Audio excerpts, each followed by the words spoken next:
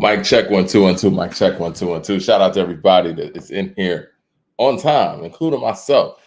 Shout out to you guys, man. I appreciate you guys checking in with me on this mic check on a Wednesday, man. A lot to talk about today, man. LL Cool J's making his rounds. He's actually down here in Atlanta right now, unless he went back. But he did View 103 out here in Atlanta. He also did an interview with Jermaine Dupri. I'm looking forward to listening to that. And I want to talk about Andre 3000's response to LL Cool J's criticisms about his Flute album, and him not rhyming. And you know what? On this show, we are going to get to the bottom of this whole All Eyes on Me versus Life After Death argument. I want to go song for song. We've never done that before. We talked about these two efforts to ad nauseum on this platform many different times. We've debated them in many different ways. But I think the best way to do it is going to just be track for track. We'll put it on you guys, the people, for the most part, on any of them that are close, and we'll see which album edges it out. Now, also, we also know that the hallmark of, the better album per se isn't always going song for song. It's about how albums are put together, how albums are made up. But I do think that these two albums are constructed in such a similar way that going track for track could actually give us the answer here. And if you got time and if you guys want to do it, we could do the Me Against the World and Ready to Die thing too, because I think you guys are really, really sleeping on Ready to Die. Man, OG Weston said it's not even close. Whew. Well, what I want to start off with, man, is this Big Sean freestyle that's making waves out here, man. I just listened to it again. Shout out to Big Sean, man. Big Sean got bars. He's as far as a spitter goes, I think he's a very interesting MC for this era. He's very ludicrous, like in his approach to music, his approach to the mic, his approach to punchlines, and even the way that he's regarded. I see a lot of similarities between the two. So I would call him the Ludacris of this era in my personal estimation. But a lot of people out here talking about he was throwing jabs at Kendrick. Now, you know me, guys. I am the first person to go out there and probably create something out of nothing when it comes to mystery bars, if you will, or even ghostwriters, if you will. But I didn't catch that he was going at Kendrick. I think that I'm an activist, you drinking activist. I don't think that was at Kendrick per se. Now, I do think that those two have shared jabs in the past going at one another. I have heard that. I've seen that. But my thing is, man, right now, after what happened with the whole Drake thing and Kendrick, even though Drake has lost this at this point, and for some people, they feel like it's not over. They feel like Drake's not going to stop. One thing I will respect is the fact that Drake never really hid the fact that he was coming at Kendrick. And I think a lot of the subliminal stuff, Big Sean, he responded, I want to say it was on DJ Academic, that he was just talking in general. He wasn't talking about Kendrick. So, I guess the speculators could put that to bed. But if there really is something with this Kendrick and Big Sean thing, how do y'all think that plays out? Like, do you think Big Sean would even have a chance? Do you think that Big Sean's even battle tested to that degree? I think that Big Sean personally, yeah, we're going to get Mad Max started for real. Is Mad Max in the building? Thumbs up in the chat. We got to get Mad Max in here. I want to hear what he got to say, because you know what? Mad Max might have led the charge on the internet saying that this bar was about Kendrick. I don't think that what we've seen from Kendrick this year, I don't even want to say in recent memory, we'll just call it this year. He's proven that when it comes to battling, he's willing to get outside of himself and do some things that we didn't even think Kendrick Lamar had in him anymore. Now, a lot of people understand that Kendrick does come from the battle style of rhyming, but we kind of know Kendrick is more of a conscious type of cat when it comes to the way he approaches music, right? What he did in this Drake battle, I didn't expect him to approach this in this way. I mean, it was very vicious. It was very not just forthcoming, but he just wouldn't stop. And he actually pulled punches that I can't really say that I remember any MC really pulling in a rap battle, not like on a big stage like this. Maybe we can go back to Tupac or something like that. But I mean, calling somebody abuser of children, man, that's a whole different level. I can't think of anybody who actually went there. And so I think with the industry being what it is, and I ain't saying that, Sean got anything out there, whatever, but you guys understand how the industry works, and the fact that people have been a part of a lot of different functions and parties and events, that they might have some things that folks might not want to put on the microphone. Kendrick has not only beaten the biggest artist in the game in a rap battle, beating them pretty bad right now with a hit song, kind of doing it in his own lane. And then on top of that, he's shown the world that I'll say anything. I'll pull every punch. I'll say you got a daughter out there. I'll say you know what I'm saying, you're doing this, this, and this to underage people. I'll say whatever, you know what I mean? And I think that not only from a rapping perspective and him just coming at you lyrically, I think a lot of MCs or a lot of artists are scared that he'll put that narrative out there on you. Because at this point, for many people who've heard They're Not Like Us over and over and over. I mean, I just saw a clip of the USA team where Steph and LeBron was out there, and Steph got tired of hearing the song being played over and over. He's like, man, we got more music out here than this, more music out there than this. And LeBron's like, I love it. But the part about that is you're hearing this messaging over and over and over and over in your ears. So when people see Drake now, man, it's A minor, right? And so I think that is what Kendrick ended up doing in this battle. He's gotten artists scared to step to the mic at him because he'll say whatever it takes to win this battle. And win this battle he did. But back to Big Sean. I don't want the speculations of him coming at Kendrick to take away how dope of a freestyle this was. I mean, shout out to the people over there at Radar, man. They really do it with the freestyles. But he really came with it. I love the beat selection. I've always thought that Eyez, If Your Girl Only Knew beat is a very underrated Timbaland track. That shit is crazy. That joint aged very well. I remember when 3 6 Mafia took that bass line for Money Flow, put it on the first song on the end, the second full-length studio album. Check that out if you can, and you'll hear that sample. But yes, dope record. And the fact that he chose to jump on that and rhyme on that and spaz on that, I think is incredible. I'm looking forward to what Big Sean's going to bring. I think whenever we talk about upcoming efforts, we never mention what Big Sean has coming. And I think that he's one of those artists that's going to get appreciated a lot more as the timeline goes on, as opposed to, right now. We got to appreciate what dude is doing right now. And I think Big Sean is dope.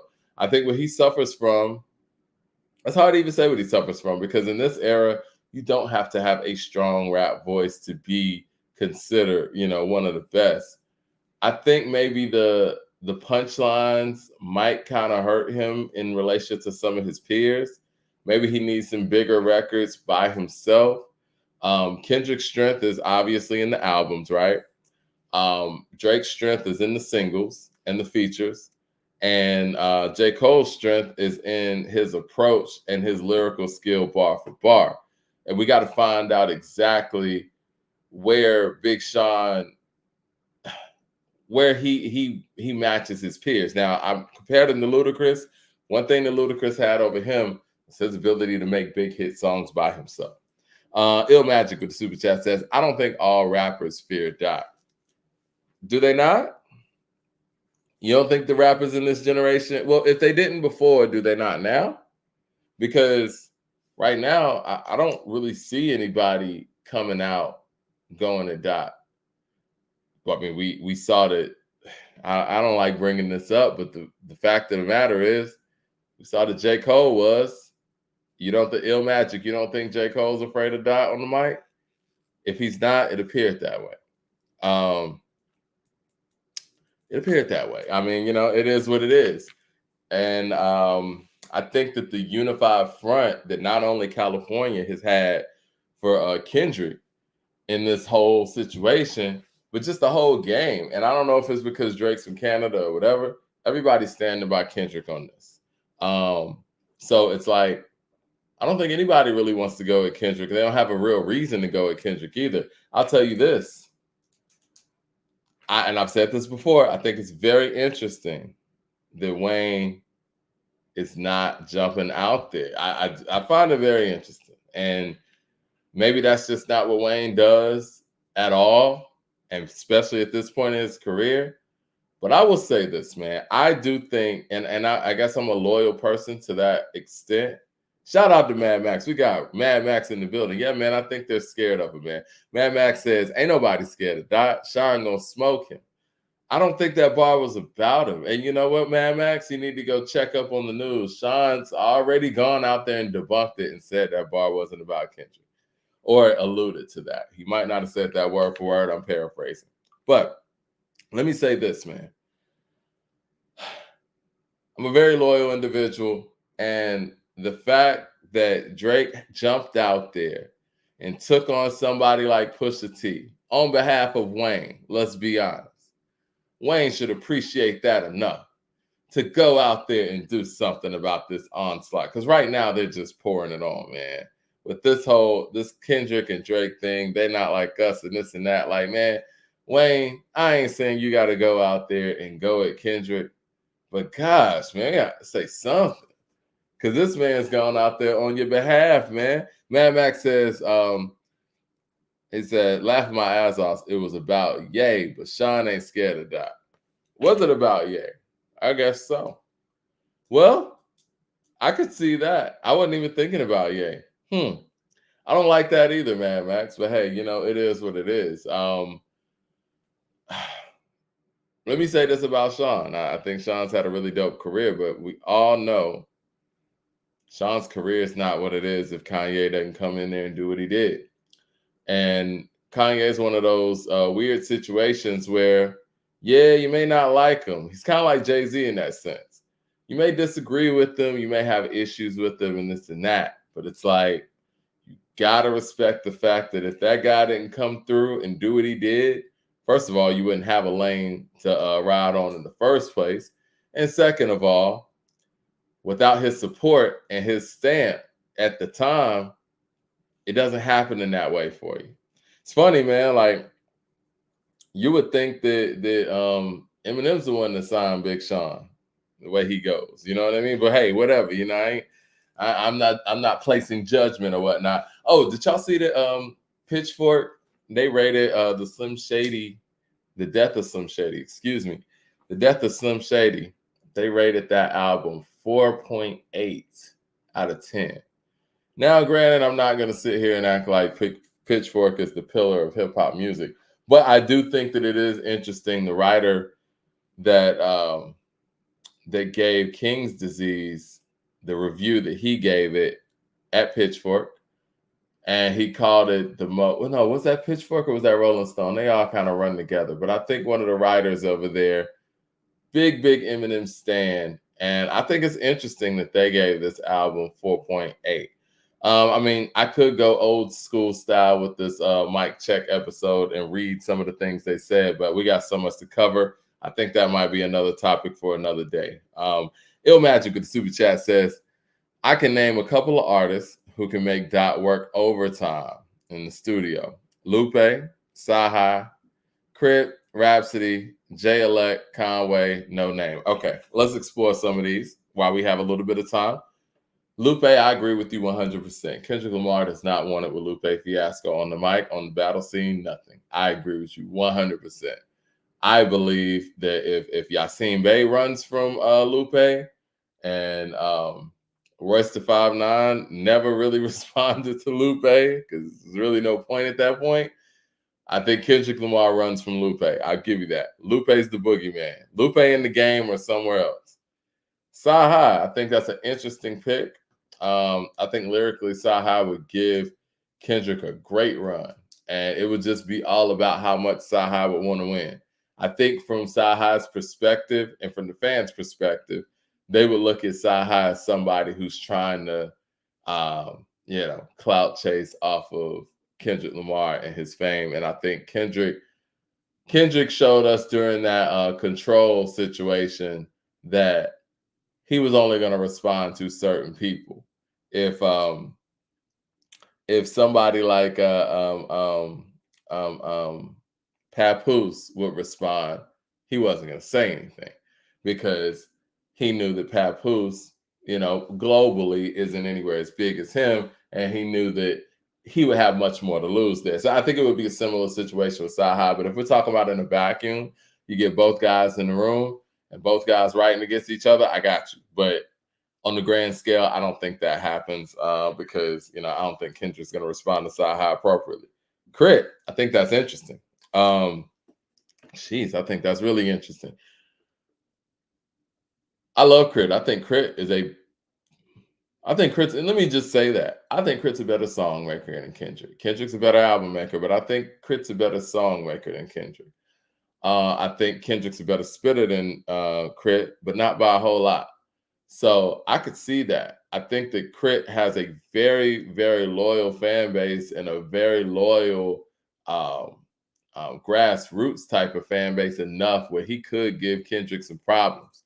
I think Kendrick could come at his lack of success in comparison to him and things like that. And he could kind of like big boy him or some shit on the mic. I could see that happening. Rhapsody, I don't see that. I don't see Rhapsody battling anybody. For me, and I've said on the show before, I feel like some of Rhapsody's music is boring. I think she puts together really dope music. But to me, Rhapsody makes very nice, enlightening, good energy music. I just couldn't see Rhapsody battling anybody. I think she comes across as such a very inspiring and inspirational MC that I don't see her battling anybody. She'll probably say something good about you in a battle rap. J-Elect, he's not going to come to work enough to beat Kendrick. Kendrick made 4 songs in 4 days. You really think we're going to get that kind of output from J-Elect? But again, in a vacuum, maybe. Conway, I think it'd be a similar situation as Saha, same thing with No Name. But I got you with the Lupe thing. Yeah. Lupe, I think Lupe would tear Kendrick's head off. That's just my opinion. Mad Max to the super chat says, Mike, I've heard every bar. Sean and Dot has said, I've heard every bar that Sean and Dot ever sent each other. Sean is better than Dot. You're going to have to prove that, Mad Max. You're going to have to prove that. Mad Max says, I ain't impressed with you rapping fast, sounding like one big asthma attack. And when I play your shit back, it's trash. And that's who you put this is who you put in your top 5 and claim this is your savior of rap. Sean body Dot already. Listen, I think that's a dope bar. I think those are dope lines, but Sean is going to have to jump out there in the same way that Drake jumped out there. And you know what? Maybe Kendrick feels in his spirit at this point, kind of like how he jumped out there on the Future and Metro song. Maybe he needs to say, you know what? Let me pull him out there. Let me go ahead and say something that's just going to get him to come outside. Because you think that Sean is going to beat Kendrick and has already bodied Kendrick? I will tell you this. I don't think Kendrick's scared of Sean. I think Kendrick has no problems mixing it up with Sean right now, and especially at this state and after what he's done, to Drake, shit, he can really go down the line in his generation. Now, granted, people don't put Sean in that big 3 conversation, but what we got to acknowledge, and myself included, because I was a doubter in Kendrick's ability to do this, what we got to acknowledge is Kendrick has just eliminated that whole narrative that there's a big 3. He just eliminated that. Like, he eliminated the notion in this era that the big 3 is Kendrick, Drake, and Cole. It's just him now. Now, as far as like who's the best, like there's no discussion. There's no Biggie, Jay-Z, and Nas type conversation anymore. We still have somewhat of those conversations because, Big didn't make it all the way through. And, some people feel like Jay, even after Ether, was able to continue to do great things or whatever. But, at the end of the day, Nas is number 1. He's proven that. But before Nas went on this run, for a lot of people, myself included, it was still a debate. What Kendrick has done in this situation, he has eliminated a debate of the three best, or the guys who's supposed to be the three kings of their era, of their generation. No one's going to argue you now that Drake is better than Kendrick, at least not at this moment. I think that this story isn't fully closed, but that Cole thing is done. It's done. I mean, there's no coming back from that. Drake can come back from that, but Cole's done on that. Vocabulary, love your name, bro. I know I say that every time. But anyways, with the super chat, he says, man, I've been on Reddit rap subreddits. The guys in there love the M album. But if you consider the demographic on Reddit, there's that. I mean, listen, man. Like I said, I think what Eminem did on the album is he gave his loyal following and the people who love the first, I would say the first two albums specifically, because I feel like the Eminem show, he grew a little bit. There's not really outside of Without Me, there's not really much of a Slim Shady presence on the Eminem show. This is him actually growing up and making, more substantive records and not throwing, Christopher Reeves under the bus. Like for me, I'm sorry, man. I never liked the Christopher Reeves thing because, making fun of handicapped people and people who have disabilities is terrible. Like I think that's the worst of the worst. And you're doing it at 52 in 2024. What?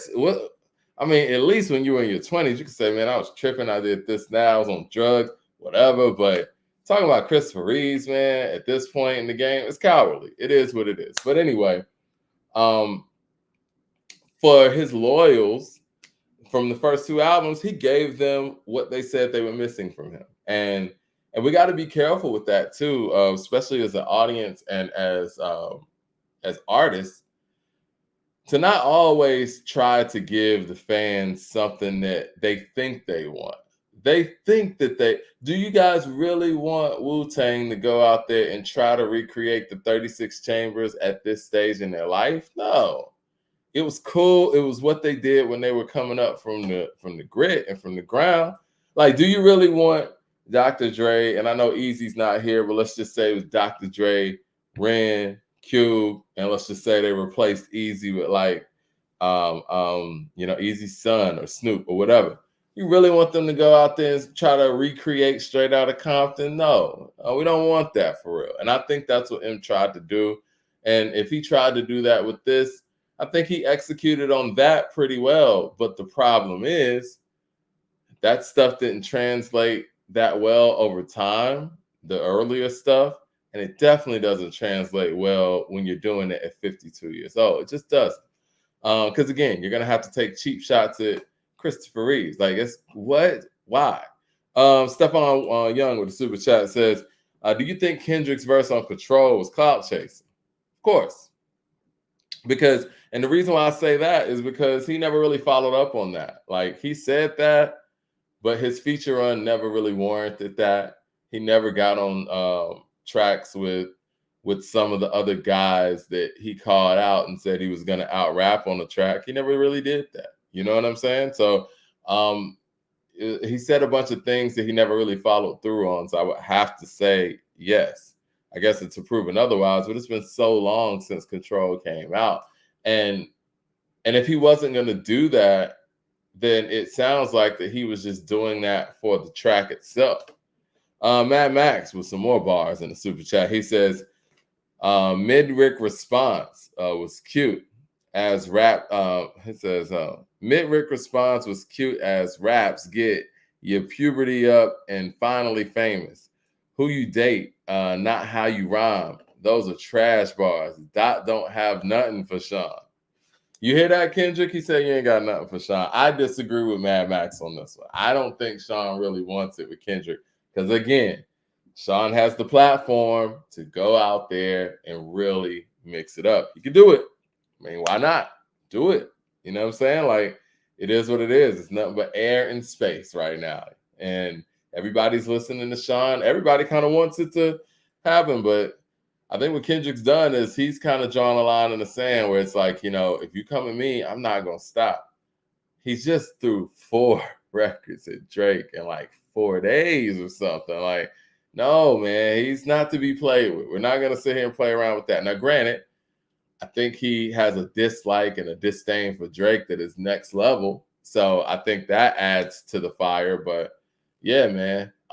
Big Sean, though, he has a really, really huge opportunity with this next album because, as I spoke about before, when the year started, J. Cole's upcoming album was one of the most anticipated rap albums for 2024.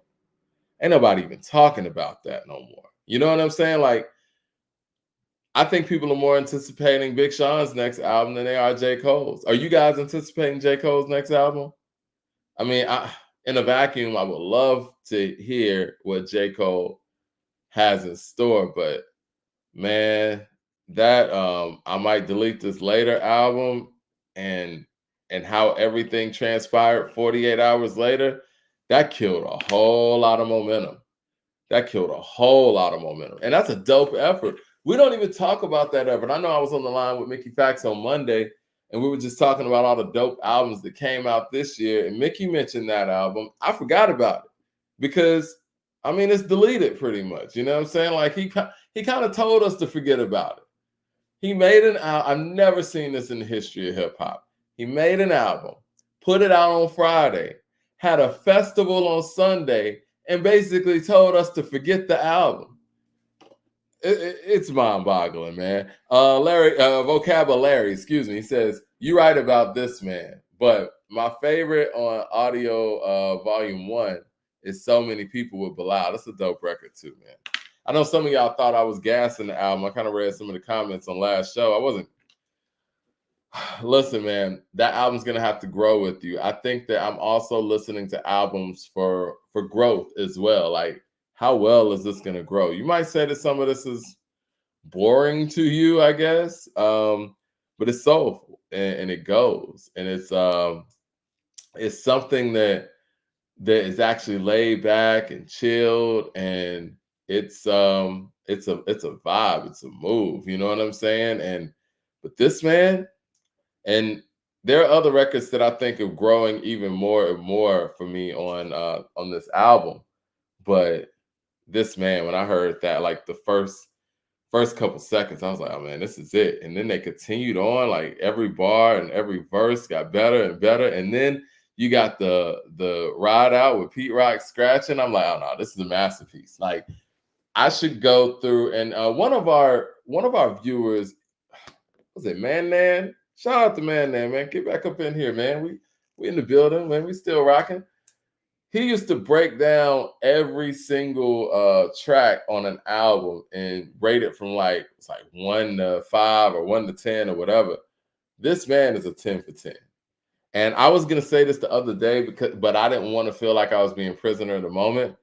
I think This Man by Common and Pete Rock is the best hip hop song I've heard since Black Thought's Aquamarine. I think it is. I think it's the best hip hop song I've heard since Black Thought's Aquamarine. And that's saying a lot. Laura Vicha, sorry, what the super chat says. Lupe still putting that vaccine, pushing that. Lupe still pushing that vaccine. He is bought. Don't no one want to hear his voice. What? I see, man. Y'all love getting political on here, man. I had a talk offline with Leroy. Shout out to Leroy. He in the room. And yeah, man, politics just never really gets anywhere positive when we start talking about that because it gets misconstrued, starts going all over the place, and it throws us all the way off of our game. We're definitely here for the music. No one's scared to actually speak on politics, but I would love for some of our politically charged MCs to go out there and make records that we could speak on and kind of dissect the facts and really have some conversations. You know what I mean? What was I going to say though? Oh, I want to ask you guys, well, since we're talking about Common and Pete Rock again, I want to ask you guys what y'all think about the fact that Common and Pete are going on tour and they're not going to Chicago. Let me pull up some of the dates, man. I found that extremely interesting, man. I know they're coming to Atlanta. I'm looking forward to it. Hope we can run into them. You know what I'm saying? You already know how it is. Good people out there. Okay. I know you guys are going to be going to the show, I'm sure. All right. So the tour jumps off in Del Mar, California. Then it goes to Los Angeles, California. Then Napa, California. Then it's headed to Tucson, Arizona, Dallas, Texas. I skipped over Houston, too. Oklahoma City. Oh, they're going to be a Brooklyn Bowl in Nashville. Oh, man, Nashville is going to be on the 9th of September. That's going to be dope. And it goes from Nashville to Charlotte. Then it goes, then they're going to be in Atlanta on 9/11 at the Buckhead Theater. It's not too far from me, actually. Then we got Virginia, Norfolk, Virginia, Baltimore, D.C., Red Bank, Jersey. They're not going to be, New York got the closing dates. All right, Red Bank, Jersey, Boston, Massachusetts, Philadelphia, and then we got 3 dates in New York City, Blue Note Jazz Club. Andre performed there too. So 3 dates at the Blue Note Jazz Club in New York City. Chicago, what's up, man? I mean, I know Chicago represents heavy in this room and in this on this channel, and I love the love that we get from Chicago. Some of my favorite people are from there. I love y'all. Shit, what's going on? Like, why is Common not touring in Chicago? Y'all not showing Common the love? And it makes me wonder, is Chicago playing this album like that? Like, what's going on? What gives? Critical Mass with the super chat says, those two don't have the versatility to beat Doc. Can Lupe do a Not Like Us? Can Sean do a Meet the Grams? And yes, Common and Pete, album of the year. Critical Mass, that is a very good point. That is a very good point. What would Lupe's response to They Not Like Us be? If Kendrick made They Not Like Us, which, I mean, it's hard to make a record like that about Lupe Fiasco because, you know, it's a colonizer record, but let's just say in a vacuum, a banger style of diss record, and it was aimed at Lupe Fiasco. How does Lupe actually respond to that? I think that your response is very important on how a record lives. I've been notorious for saying this on this channel. I think that when Drake dropped the best record that he dropped in this collection of diss records with Family Matters, Kendrick stopped that song by dropping Meet the Grams in 30 minutes and stunted its growth. And when They're Not Like Us dropped, I think Drake did a terrible job of dropping the hard part, whatever. Was it 5 or 6? It sounded like he had given up. And I will say this, if he would have came back with a record that was strong, that didn't sound like that, and didn't have that kind of tone, I think that it would have put Kendrick in a place where They Not Like Us might not have been stopped, but it would have been slowed down to the point where he would have had to make another record. Saying all that to say, if Lupe was hit with that type of record from Kendrick, I trust that Lupe would respond so fast that They're Not Like Us wouldn't be able to build up the momentum that it actually did. See, that's the part about, you know, I had, you know, Mickey on the phone Monday, or Mickey on the show Monday. That's the part that makes it difficult battling guys like Lupe Fiasco and Mickey, because those guys write so much. They write so fast. They retain information so fast that they could respond to you with quality in hours.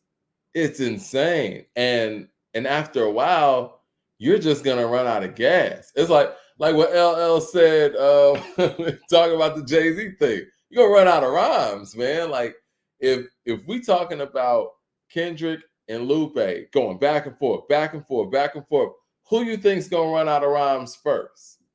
I mean, let's just be real.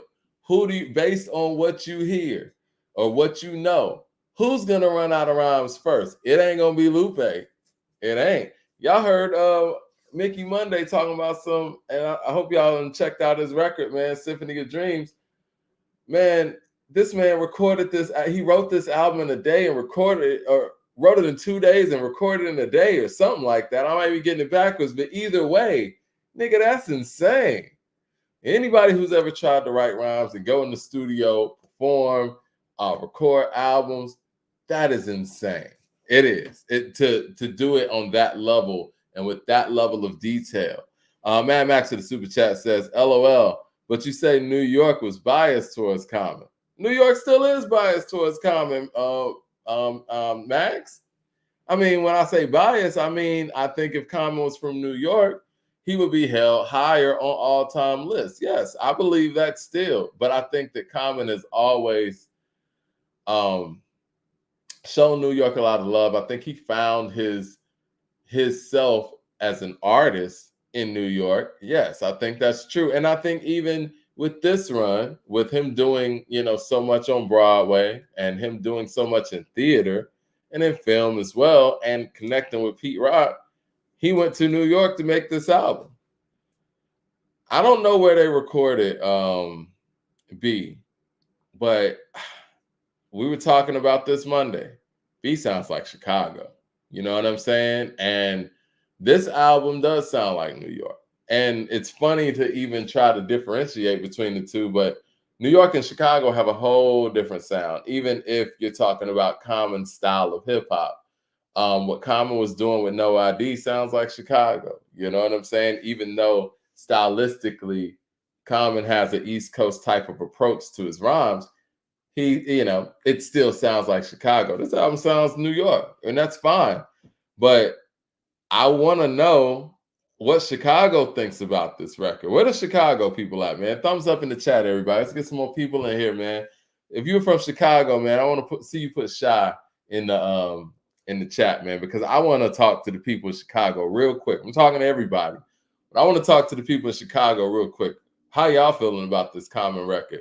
And the fact that Chicago gets skipped over on tour dates, we got to ask questions now. Jermaine Johnson with the super chat says, I'm confident the Chicago will be added later towards the end of the tour. Just how Wu-Tang / Nas added Brooklyn towards the end of their tour. Okay. Mad Max with the super chat says, They're Not Like Us work because of Drake's pop bass. If Dot makes They're Not Like Us to Lupe, most hip-hop heads will call it trash because They're Not Like Us is 5 years old music tone and sonically. That's interesting. Is Chicago even in the building, man? Say he lives in Brooklyn now. I mean, yeah, you could live in Brooklyn. I mean, Andre lives outside of Atlanta too, I think. Most artists end up moving away from their home city. But one of the things I love that LL said in that Charlemagne interview is he said during the pandemic, he was able to wear a mask and actually go to New York City and ride the train and go back to, the projects, the hood, his neighborhood, have a mask on where, he was able to do it outside of just, riding through New York in a limousine and really touch the people and touch the ground and get that feeling and get that hunger back. I think there's a hunger when, you're at home and you're walking through those places that you came up in. I mean, the world's a big place. The nation's a big place. There's so many great cities in America, and it's so many great experiences that you can recollect. But home is always home. And when you go to that corner or where, no matter where you're from, even if you're from a rural area, if you go back to those places where you spent your formative years, it triggers something in you, man. Like it inspires you. You remember where you were, how far you've come. You remember what corner store used to be right here. You remember your first experiences at this, at this elementary school, or at this restaurant here. Your parent, whatever. Like you remember those times, and those times do something to you. And I think that's how Nas is able to be so inspirational and inspired, because he's always been so connected with his nostalgia musically, like all the way from Illmatic to now. Like he is so in tune with where he's come from, who he is now, how far he's come. He remembers these things to a T. And even if he gets to a point where his memory fades, he has these records where he was able to describe his upbringing so eloquently and so detailed that it will trigger those memories back. It's a beautiful thing. Saying all that to say, man, there literally is no place like home. You could travel the world, and you know, your hip hop aesthetic can be in New York, and I think Pete Rock and Common did an incredible job. But if we're comparing this album to B, you could tell one was in Chicago, Common's home, and you could tell one was in New York, Pete's home.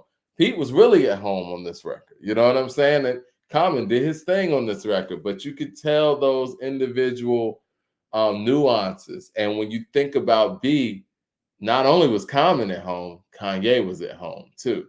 That's another person that needs to get back home. My mere thoughts of the super chat says, I believe this makes Chicago hip hop look bad. It's probably due to drill rap taking over. If he gets love and shy in it says if he got love and shy in 2024, he'll come. Yeah, I mean, listen, man. My mere thoughts. Shout out to you. Appreciate your love and you know, being with the show for so long. I feel like just how New York has 3 dates, Chicago should have 3 dates, at least 2. You know, the size of that city. Chicago is, in many people's eyes, man, like that. It's the Midwest is New York. I'll say it like that. It's the contrast. It's in competition with New York when it comes to big city, skyscrapers and all. And so when you have Chi-Town's greatest MC and New York's juggernaut with Pete Rock, you think that this whole tour is going to be centered around the New York and Chicago dates. And I would expect Chicago to have 2 dates instead of 0. And 0 was just a surprise. Joe Young with the super chat says, remember one thing, Mike, he's dissing Drake. That's why he's getting all the views. K-Dot, Lupe, him, Hove, killing it on Pressure. Classic song. Great show. Appreciate the love. Now, you said something there. I do feel like people have been waiting for this moment to, I guess, in some ways, knock Drake, excuse me, off of a high horse and bring him back to ground and back to gravity. And Kendrick supplied that moment. And I only say this because of how many other people who've had many opportunities to say something seem to be piling on with this. And it seems like from a celebrity standpoint, and even when you look at the people who showed up to the Kendrick concert in the way that they did, in the glowing fashion they did, it's almost like they were waiting on this moment to kind of, you know, kind of dance on the grave a little bit, no pun intended. But I will say this, man, like, and you guys know the old saying, if you come for the king, and I'm not saying Drake's the king of whatever, don't take me out of context, but he is still one of the biggest artists in the game. Come for the king, you better not miss. And that's not really towards Kendrick.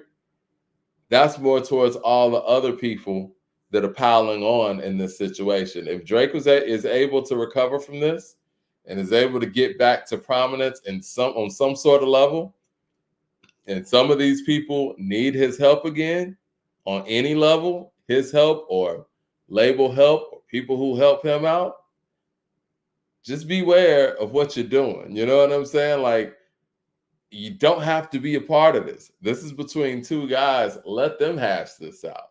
Let them battle it out. Because, you know, Kendrick's going to be fine. He got Dre over here. He got Jimmy Iovine over here. He got Interscope over here. He going to be straight. B was recorded in NYC and Los Angeles. Wow, man. Listen. Kanye West is an incredible producer. I mean, really, when I hear B, that shit sounds like Chicago to me, man. Like, and I don't know if they just did it so well with the imagery or if they were just inspired to that degree. Are y'all, I mean, well, I'm sure it was recorded there.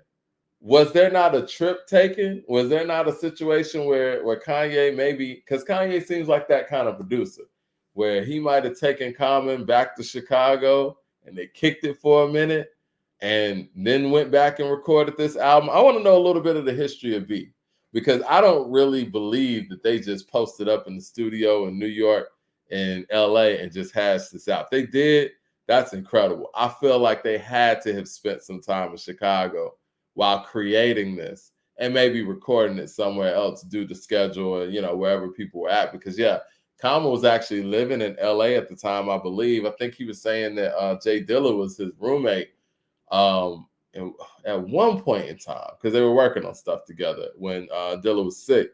And so I think Common was the one that was living in LA, and I think Ye might have been the one living in New York at the time. So maybe that's why the recordings were happening there. But it feels like a Jimmy Jam, Terry Lewis, Janet Jackson type of situation. Like the old story is when Jimmy Jam and Terry Lewis met Janet and they recorded Control or put Control together for Janet, her third album. They didn't record for like a week or so.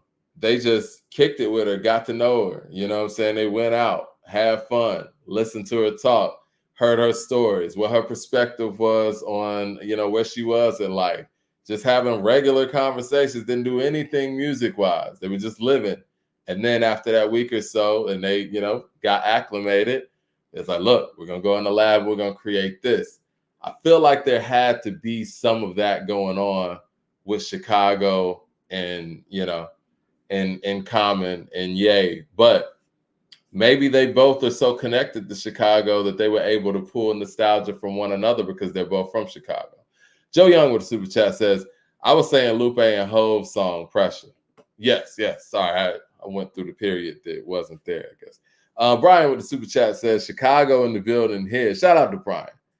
I'll be seeing Common live in with an orchestra this Saturday for the 20th anniversary of Millennium Park. Album of the year for me. It has a feel closer to be than any. I'm sorry, he said it has a feel closer to be than any of his albums since. It does. I mean, I think that at this point, we got to be honest, man. When they got in the lab, they probably looked at B as the mark. I know when they asked Common what his best albums were, I think B was the first one he mentioned. B is his best album. It is what it is. I think that and I got to give Common credit for that, and Jay-Z too. Like these guys know what their best album is. Like Jay-Z knows Reasonable Doubt's his best album. And I say those two guys because they have such a great catalog that they could say a lot of different albums because it's arguable for those guys when it comes to different albums, and they'll tell you, yeah, it's my best album. And for Common, for B to come so late in his career, for him to acknowledge that as his best album, that says a lot about that album. So I would imagine that was the mark, and that was the pinnacle that they were trying to hit with this album. It feels like how American Gangster feels to Reasonable Doubt. It feels kind of like that to B, if you will. But again, you could tell B has that Chicago aesthetic, man. And it's very surprising that they didn't record it in Chicago, but I feel like they had to have some sort of background in Chicago on it. Lord Venture with the super chat says, word is Lil Wayne mocked K-Dot on stage in Vegas. Well, word is. I mean, I don't know, man. I just think that, again, if Wayne want to stay out of it and let those two hash it out, I think that's cool. And that's understandable because, it is what it is. You don't need to jump to another grown man's, battle. But I think all of the sideline stuff and all the other people that are jumping in it, I think Wayne could easily shut that down. And that's just my opinion on that. I don't think there's anything wrong with doing that because at some point with the whole game pretty much turning on Drake, like, does Wayne not have any level of allegiance to Drake anymore? Like, that makes me question that. And Drake has shown many a times he's jumped into situations that he didn't have to. He had to take on Big Bad Pusha T by defending Wayne. That goes a long way, man. I mean, it is what it is. And I'm not even a Drake fan. I know I'm not trying to. I know y'all gonna say I always say that, and I'm not. I'm just trying to call a spade when it comes to that. But yeah, I mean, Kendrick's kind of drawing a line in the sand. I don't think anybody wants it with him. Yo, what up? Poets and Rhymes. Poets and Rhymes is in the building. Shout out to everybody in the building, man. I want to go here, man. Andre 3000 responded to LL Cool J. Let me take a drink of water before I do that, man. And I purposely wore my Atlanta Braves hat today because, I don't want it to be misconstrued, because whenever I talk Andre 3000, people think that I'm coming from a different place. I'm coming from a place of somebody who is a super fan of his. He means so much to the city. Outkast means so much to the city. I can't even put it into words. It means so much to me personally. The work that they put in shaped who I am today. And I probably wouldn't even be talking to you guys on this platform if it wasn't for the work that they put in. But LL Cool J was criticizing, well, I don't want to say criticizing. Basically, man, saying what a lot of us were saying, that, want to hear you rap and not play the flute. And I loved Andre's response to it. Andre's like, listen, it's not that I don't have anything, and I'm paraphrasing here. He got on the shot with LeBron James show with LeBron, Sexy Red, Andre 3000, a couple of more people was on there. And he basically said, listen, man, it's not that I don't have anything to talk about. It's just that I'm not moved to basically rap at this point. And if I'm gonna rap, I have to really want to do that. And one thing I do respect about Dre is he doesn't force anything. And not to get back to this Death of Slim Shady thing, there were a lot of things forced on that. And if you want to see a 52-year-old rapper try to force themselves to sound or even look like they did when they were 25 years old, or however old he was when he was making this stuff, look at that. And Andre is basically telling you, man, listen, I don't have no problem with anybody who wants to do that, but that's not what I'm going to do. I'm not going to go out there trying to chase a flow that I once had, I got to do something new. And if I can't do anything new or can't figure out anything new to do with something, then I'm going to do something else. And I don't think anybody can do anything but respect that. And the only thing that we want more for Andre, and I say we, the fans, the hip hop community, we want Andre to do more with rap than he wants to do. He's already let people know that, like, yo, man, this rap thing, I'm cool with that. I'm cool on that. I honestly feel like, and I've said this before, rap is just a phase of his life. It's probably something that he feels like he did in his 20s and he moved on, did something else. He just happened to be very great at it. He just happened to be a part of a legendary collective, and he was the guy. He kind of reminds me of Kevin Durant in that sense. We look at Kevin Durant for the talent that we see there, and Kevin Durant's extremely talented. But some of the times and some of the moves that he makes, you could tell that Kevin Durant just looks at himself as part of the team. It's like another one of the guys. Even when he went to Golden State, like, I'm just replacing Harrison Barnes. But like, no, dude, you Kevin Durant. And we want Andre to feel about himself like we feel about him as an MC. And he's never said he's better than this person, that person, or whatever. I mean, when he said more power, he said there are people who are older than me who are making rap records still. I have no problem with that. It's just not what I'm into. He doesn't want to rap. He's never had a song with 3 verses by himself. He doesn't want to do the Outkast stuff. He doesn't. And it's just, I mean, it's fine and it's okay, but everybody wants something for him that he doesn't want for himself. I think the problem here is people keep trying to force Andre into these top 10, 15, 20 discuss. No.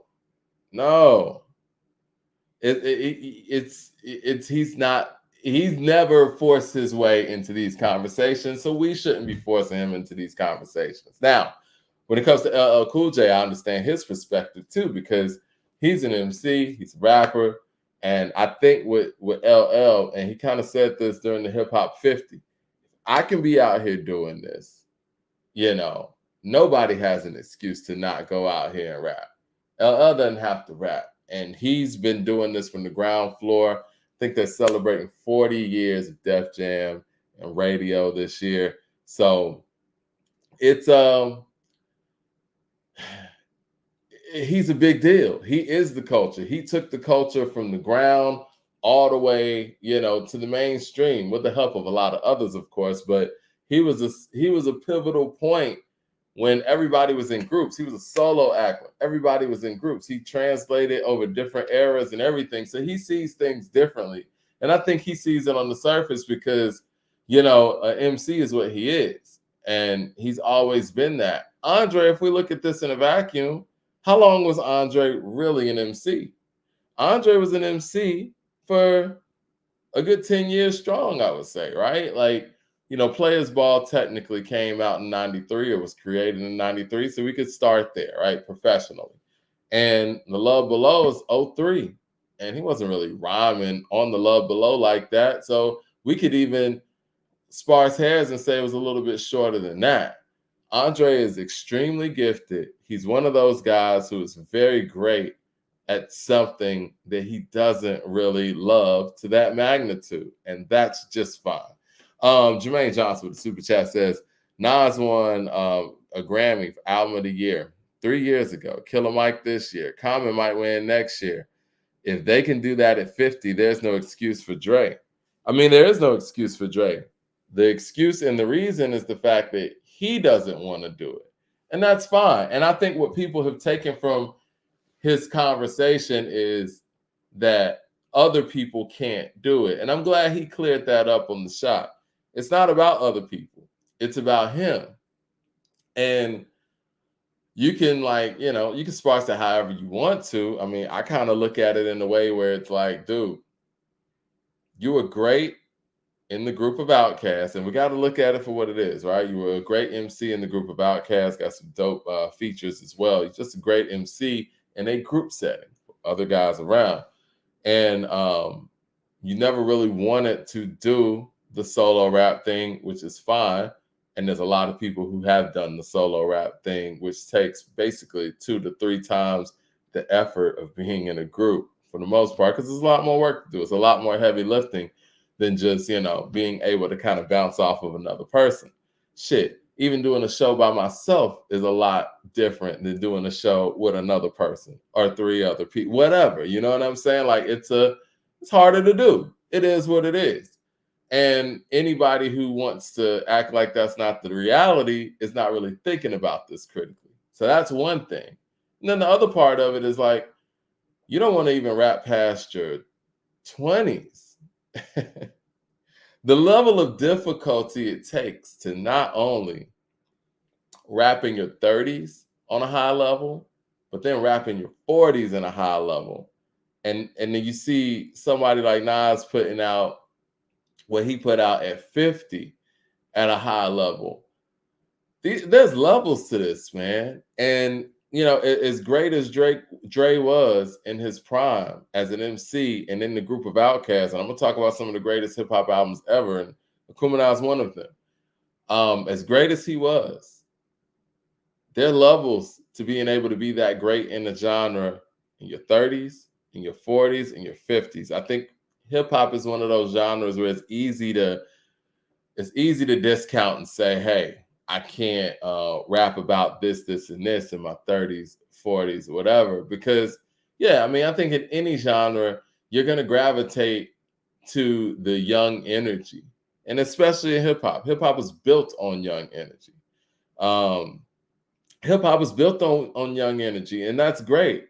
But I think that the people who rhymed in the 90s and who set a new standard in the 90s had a great opportunity to move forward and start building the genre where it could live in artists' 30s and 40s and now 50s, you know? And so I think that, you know, that's just the way Dre looks at the game and looks at his craft. And I think if he figured out a way where he could put together raps where it would be very interesting for him, he would do it. But he hasn't been able to figure that part out. And I think if you haven't figured that part out, we got to give credit to the people who have. That's all I'm saying. And so not only do you have that roadblock that you've never put out any solo rap material, but you also have that roadblock that you can't figure out what to even really rap about creatively. And I don't want to, misconstrue his words, or, I guess a new way of delivering what you want to rap in your 30s or 40s, and there are people who've been able to figure that out. We got to give credit to the people who've been able to figure that out successfully. And there's no way that we could put Andre on any kind of list like that. And as much as it hurts me to say, it's just the reality of it. I wish that, the guy that I knew was one of the best MCs that I had heard in my youth in a vacuum that was from my city. I wish I could say that, yeah, top 10 all time over this person, that person. But man, shit, man, let's look at Common's album that he just put out with Pete, man. Auditorium Volume 1. Like, Common probably had more verses in the first 4 songs of that album than we've gotten from Dre in like over a 10-year span. Like, those things matter. It does. It matters when you got MCs who could go out there, who've been in the game 10 plus years and could put together a full album in 2 days. And not no trash album either, like some real, hard hitting bars and lyrics. It matters. And so, love Dre, and I think that LL was coming from a place of love and a place of L's an ambassador of the culture at this point. Not only is he, our first big superstar and still one of the biggest superstars, he's somebody who created a platform for the OGs to get recognized and for the OGs to live and get immortalized with their music. And I think that he's coming from a place that he wants to see the greats do what they do great, or what he remembers them doing great. Andre's like, look, I know I did this great in a certain time period in my life, but now I want to be great at something else, or I want to put in the effort to be great at something else. And I think that's great. The truth of the matter is, and I'm going to end with this, the truth of the matter is, Andre just don't love hip hop like you guys do, or like I do, or like LL does. I mean, I could be wrong, but that's what I'm hearing. That's what I'm hearing from what he says. I think he just doesn't love hip hop like that. I don't think Andre's going out there listening to new hip hop records from his peers, from new cats.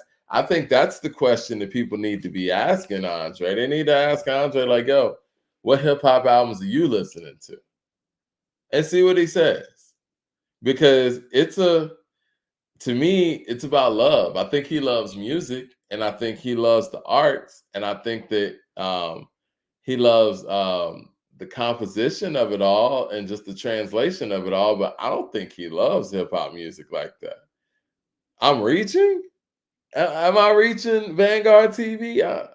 How am I reaching? What have you seen from Andre over the past 20 years that lets you know that he loves hip hop? He didn't show up to the Braves Outcast Day. Big Boy showed up. Now, Big Boy loved this shit. I've never seen him even show any type of adoration to the mural that him and Big Boy have out here in 5 Points in Atlanta. Never seen that. He didn't do anything for Hip Hop 50 or even really speak on Hip Hop 50 like that. He just don't love hip hop like that. And that's okay. I mean, you know what I mean? Like, it was something that he was really great at. And he made an extreme impact on when he was 19 years old, right place at the right time and the right talent. He put Atlanta on the map with the help of Big Boy, Organized Noise, and the rest of the Dungeon family and everybody else involved. People at LaFace, shout out to them. But he just don't love hip hop like that currently, and that's okay. I mean, listen, man. Like I say, I'm not determining anything. I'm just saying it seems like he just don't love hip hop like that. LL Cool J loves hip hop. He's out here. He's interviewing with Jermaine Dupri. Out here interviewing with Charlemagne. He's creating a cultural album with Q-Tip. He's out here, you know what I'm saying, like really putting feet to the pavement. Went out there and got his IPO with his not IPO. He went out here and got his intellectual property with Rock the Bells. He's giving back to the OGs on that. Got Rock the Bells Radio, got Rock the Bells Festival, got food trucks for other artists that who have their own, you know what I'm saying, restaurants, brands, and things like that. No, he loves this shit. You know, he doesn't have to be doing this stuff. And, you know, at this point, there's a lot of people in hip hop culture who have gotten extremely rich off of hip hop where they don't have to do anything for real, but they still do it. Ice Cube's out here touring and he got a whole fucking basketball league. He loves this shit. It is what it is. Like, you know, and I'm not going to sit here and sparse words and lie to y'all and say, oh, yeah, Andre loves it too. Clearly doesn't. But again, if y'all want to disagree with that, that's fine. But show me where you feel like the love for hip hop has ever been in his speech. Every time he talks about hip hop, it's something about what he can't do. It doesn't feel like doing or is not inspired to do. He's never talking about any artist that is doing something that he likes. He clearly doesn't even listen to hip hop music. You know what I mean? It is what it is. He's his own man. And that's fine. You know what I'm saying? Like, listen, I loved baseball when I was growing up. I don't love baseball like that anymore. And it's just what it is. I played baseball for like 10 years. I used to watch Baseball Tonight every single night. I knew all the stats. I knew all the rosters and all the lineups for every single team. I loved baseball. When I got to a certain point in life, I don't like baseball anymore like that. Right now, I don't. I mean, I'm not following like I do. Like, I'm a pedestrian. I'm a pedestrian baseball watcher. If it comes on, I'll watch like the playoffs. I'll watch the World Series. I missed the All-Star game. I missed the Home Run Derby the other day. I would have never done that in the past. It is what it is. Sometimes you love something in life in a certain period, and then you just don't. So, and it's cool, man. Like, it ain't no problem. It ain't no disrespect to anybody, but I think that's where that's coming from. I think a lot of us really love hip hop to a level that, you know, we love him. And I love Andre and I love Outkast. I love what they've done for the culture. I love it. And you know what I'm saying? But I think we love it a little bit more than he does. Yeah, it's what it is. And I don't think that there's anything that he's doing that's proving otherwise. You got well, I guess I'll piss people off for today. All right, let's talk about the top 25 hip-hop albums ever. Well, you know what? That's what I want to do. Because I know we talked, we ain't gonna go there yet. We'll go All Eyes on Me versus Life After Death. And I want to go track for track, All Eyes on Me, Life After Death.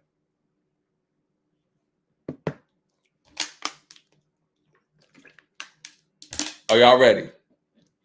So I'm not an American if I don't like baseball. But listen, I like baseball. I don't love baseball anymore. I used to love baseball. And that's the correlation I'm making here. Yeah, we polling. Let me go ahead and let's do this. Whew. This is going to be fun. I'm excited about this. All right. So the first one, Life After. Y'all already know what. Do we even have to poll the first one? We polling everything. Nah, I'm keeping. Look, I got my notebook here. Life After Death on this side. All out. Y'all ready? Thumbs up in the chat. Let's get some more people in here. What we're gonna do is, how many votes y'all think it should go to? 50? Because that's what we normally do. All right. Do I even have to poll Somebody's Gotta Die and Ambitions as a Rider? You know what? I said we got to poll everything. I'll stick with my word. What's the better song? Let's go. Oh, this is going to be fun.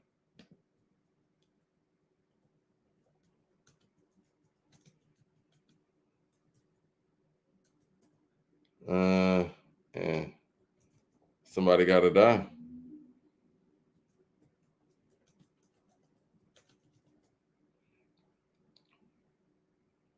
All right. We're going to let this one go to 50. All right. Let's see. All eyes. We're going to have to, I'll put the tally up on the main pages too.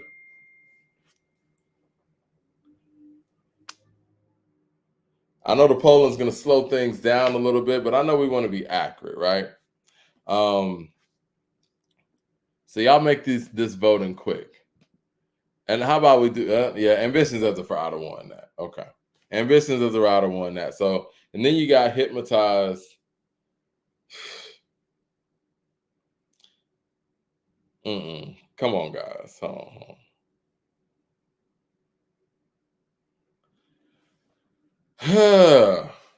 Yeah, he already won that. Ambitions as a Rider won that. It's like 91% to 9. Hypnotized and All About You. Because we're gonna go through this real quick. Hypnotized and All About You.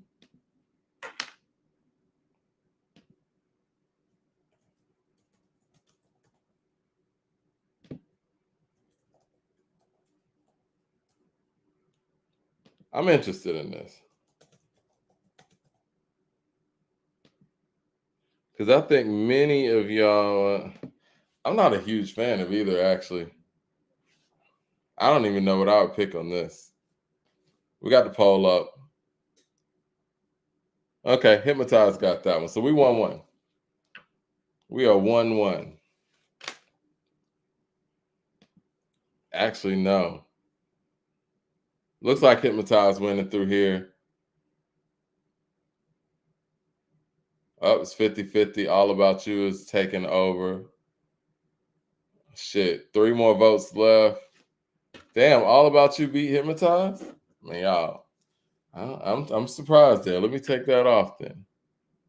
Yeah. All About You beat Hypnotized. All Eyes on Me is up 2-0 right now.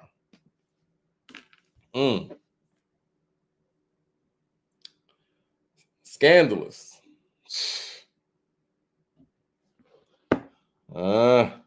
Kicking the door and Scandalous. Come on, guys. That's kicking the door, right? Kicking the door and Scandalous. That's kicking the door, right?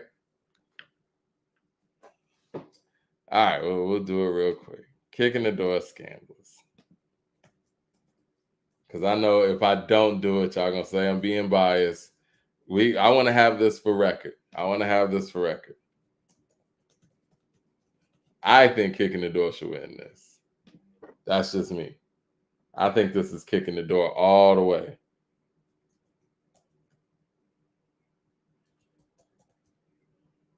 All right. It said poll everything. So you know what? That's what separates us from everybody else. Man, ain't nobody else doing this. Ain't nobody taking the time to sit here and talk to the people and get everybody's individual takes. Yeah, Kicking the Door got this, man. All right, cool. We're good on that. This next set is kind of different, man. All right, yeah, Kicking the Door won that. So we'll make sure we do this at the best pace possible so we can move on with the show. We're not gonna do this often. Let's see. Effing yeah, tonight. And Mine Made Up. This is interesting. I know what I'm picking.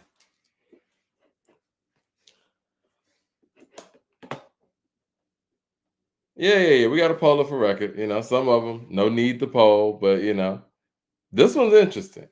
But I think based on this page and this channel and how the people operate, it's going the way I thought it was. Mine Made Up wins that.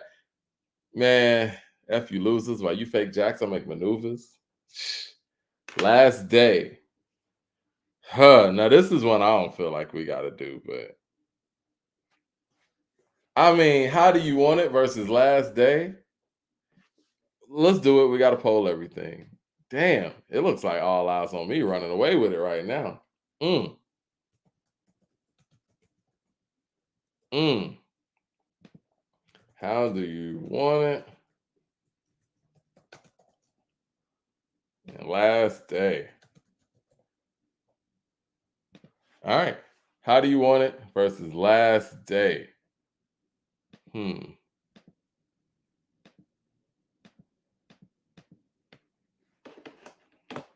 Stefan Young with a super chat says Big's girl records can't touch Fox. Mm. Facts, facts, facts. Okay. How Do You Want It wins it. How Do You Want It actually blew that one out. So what are we looking like right now? We are at one, two, three, four, five. We 5 records in, and All Eyes on Me is up 4-1. Y'all want to take an intermission real quick? Let's get to another one real quick. Two of America's Most Wanted. Jeez. This nigga got bangers. I love the Doe versus two of America's Most Wanted. That's interesting.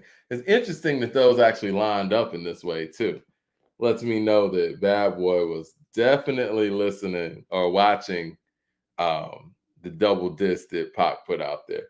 All right, I love the Doe. Mary.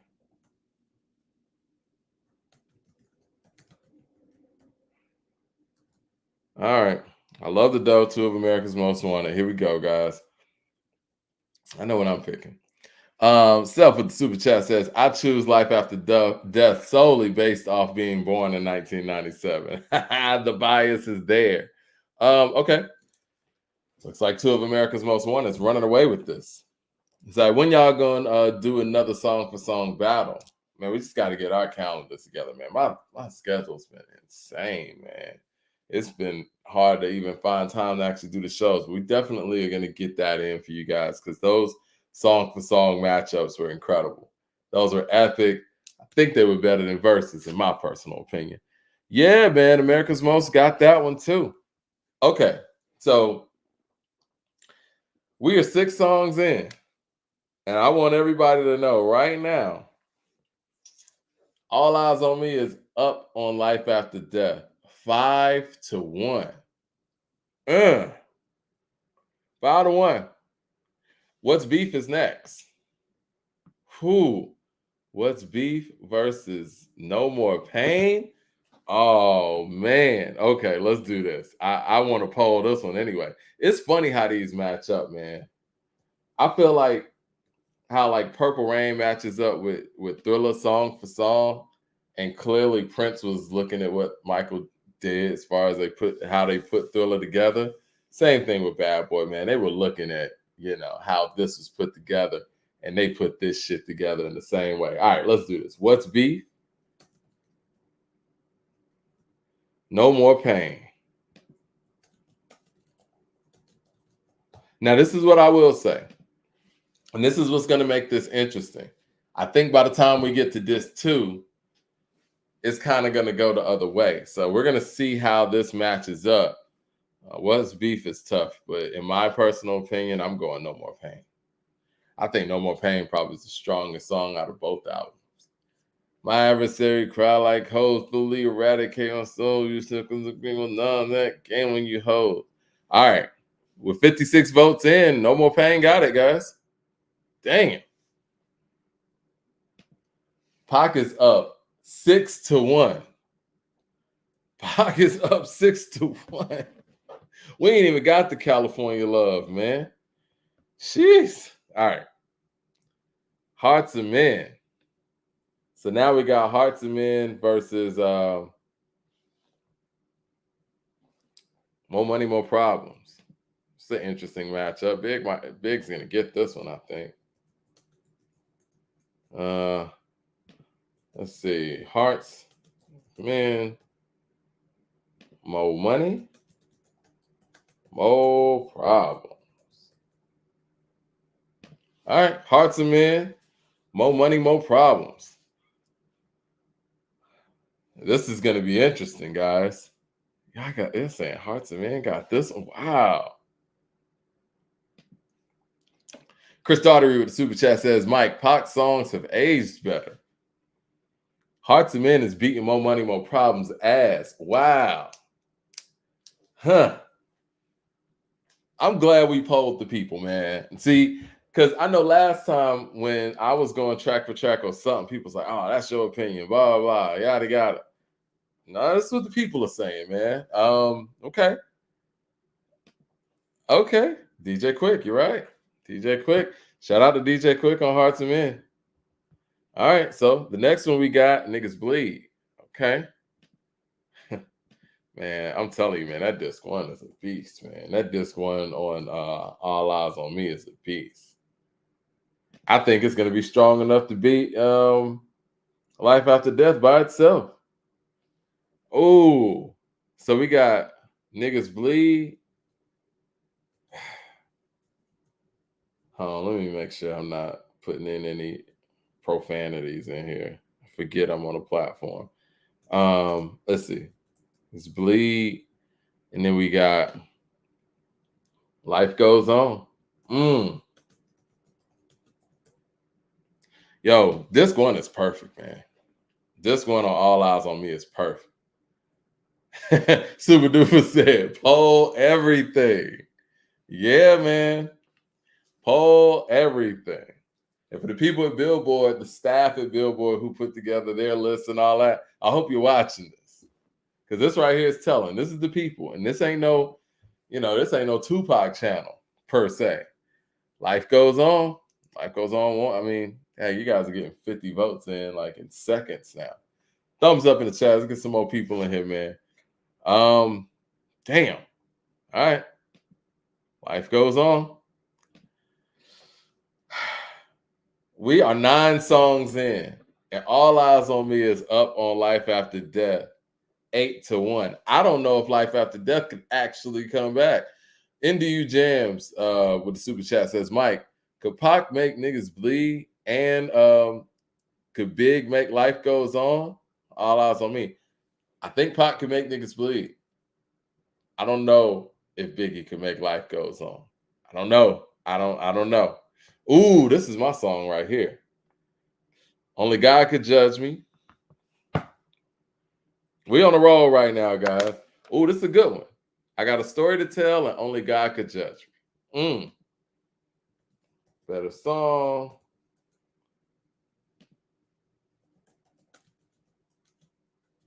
Only God.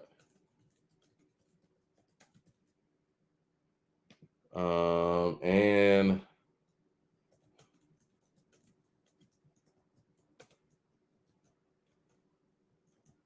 this should be good. I don't know. This should be good. Only God Could Judge Me is personally one of my favorite songs on this album. But if I'm being unbiased here, that might go to Big. This is crazy. Wait a minute, man. Y'all setting Big up, man. Y'all setting Big up. This is crazy. Wait a minute. I think Big's going to catch up on the next disc.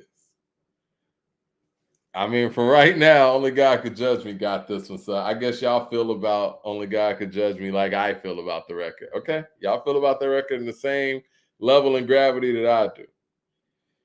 Notorious Thugs is next. So we got Notorious Thugs and Trade and War Stories. Now, come on. Notorious Thugs got that one, guys. We got to poll it, though. Better song.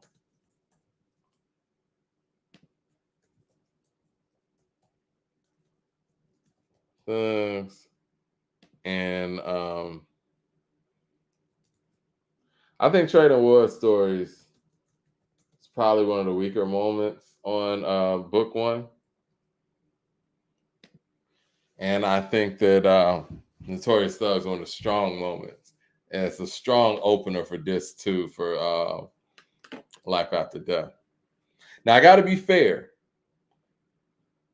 The California Love that we hear on the radio is not on this album. Actually, it's on this one. Let me ask you guys, man. Should I put the remix? No. I gotta answer my own question here. Like I said about Ready to Die. Notorious Thugs won that one, by the way. Take a little intermission real quick. So we done got through disc one pretty much on both sides. All Eyes on Me is winning 9-2. This don't even look close. Now, to answer my own question here, like I said about Ready to Die, can't go with the repress and put the One More Chance remix on there. So I'm not going to put the original California Love on here because that wasn't on the original disc. So we're going to put the California Love remix against the next Biggie record. And it's not the original. So I say I like the remix better. Me too, actually. I actually do like the remix better. And I like the remix video better too. But that's just me. Okay, y'all ready to get to it?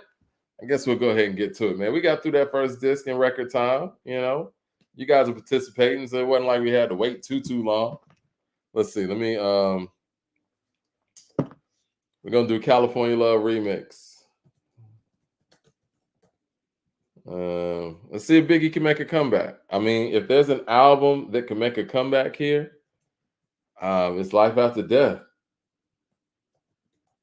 Shit, I want to do. I mean, I was only gonna do one of these, man, but y'all make me want to do the Me Against the World, Ready to Die thing, just so we can, silence that. Might change, might do that for next week, but I don't think Big's gonna win this one. All right, so we got California Love remix versus Miss You. Man, this nigga Pac hitting them with the knockout punches here. Knockout punches, man. This is how we're gonna find out what are the great albums of all time. Is to do both. Y'all want me to do that one too?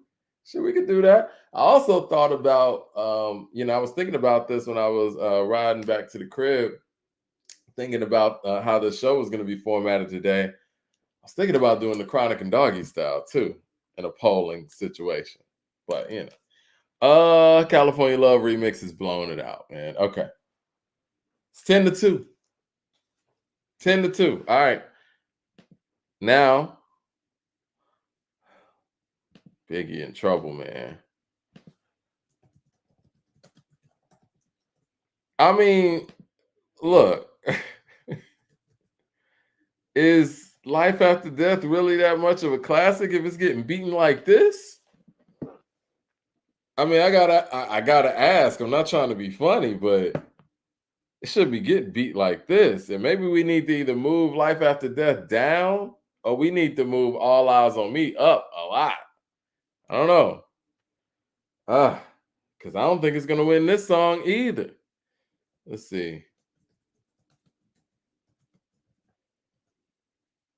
All right, we got another versus I Ain't Mad at You.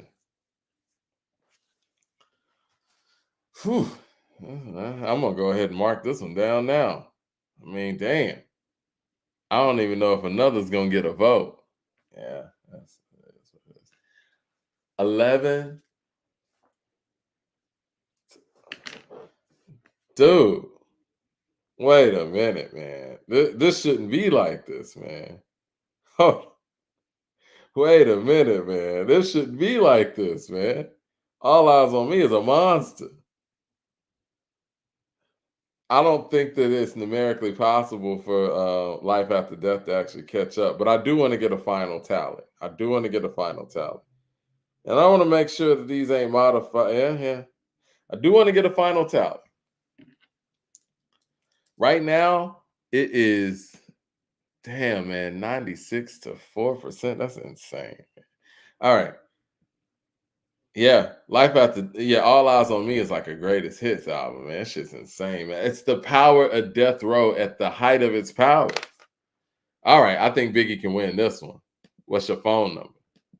Biggie can win this one. And I hate to say it like that. That sounds disparaging. It sounds damn near disrespectful. Like, to say, like, can he get one in here, man? Like, you know what I'm saying? Like, these are strong records. Jeez, Death Row, man. Going back to Cali versus What's Your Phone Number? Not a big fan of either song, but personally, hold on, guys. I think I pressed the wrong thing. All right, there we go. Sorry about that. Yeah, personally, I'm gonna go going back to Cali on this one, but yeah, I'm not a big fan of either. Yeah, I think What's Your Phone Number could have been left off, but I understand. Like, I think that was just the fandom of, Morris Day and the Times and Prince when it came to pop. It said the audience is disrespectful. Is the audience being disrespectful, or which of these records should have went the other way? And see, if we're gonna say things like that, we need to go to what matchup, because you guys actually have the numbers right there. Thankfully, YouTube's chat actually saves those things. You guys have the numbers right there and should know which one you feel was a bit off. I was surprised by a few, but I mean, when we really break it down, it really wasn't too much. All right, so we are, how many songs in are we? We're 1, 2, 3, 4, 5, 6, 7, 8, 9, 10, 11, 12, 13, 14 songs in. I just want to make sure the count's right. We are 14 songs in. And it is 11-3. 14 songs in and we're 11-3. God dang. Okay. 10 Crack Commandments. Big starting to heat up. All right. Big starting to heat up. Better song. Okay. Let's see. 10 Crack.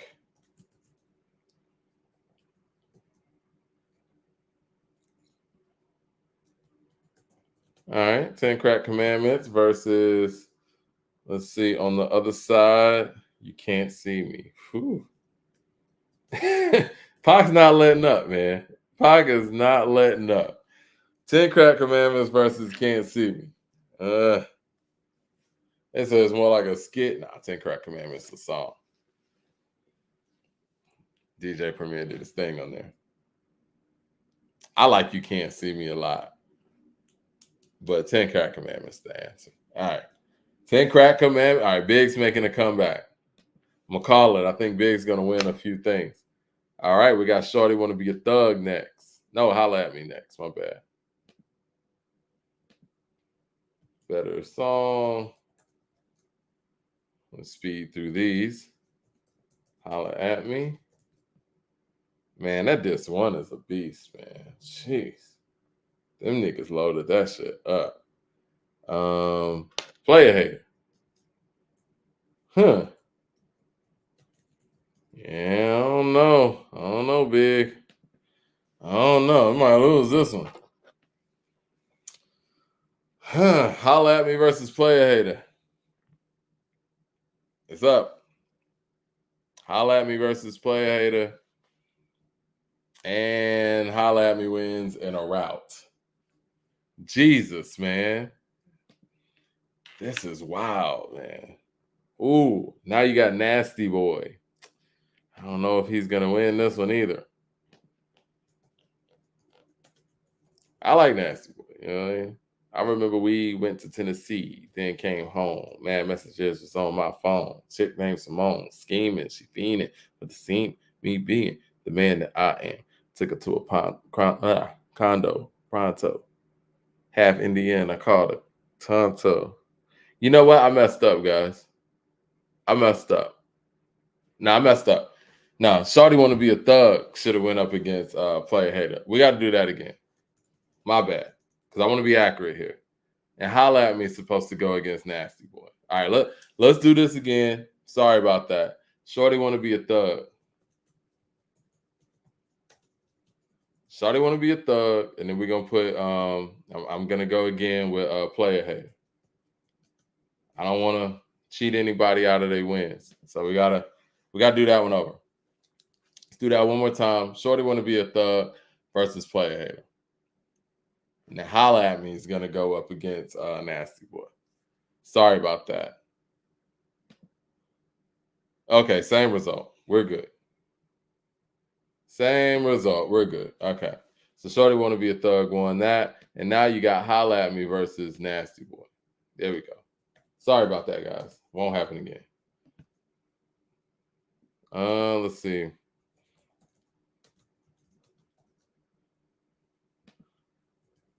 Shout out to DJ Scandalous in the building. I see you. All right. Now you got Holla at Me versus Nasty Boy. It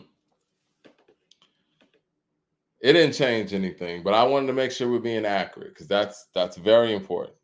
Being accurate is extremely important in this space. Yeah,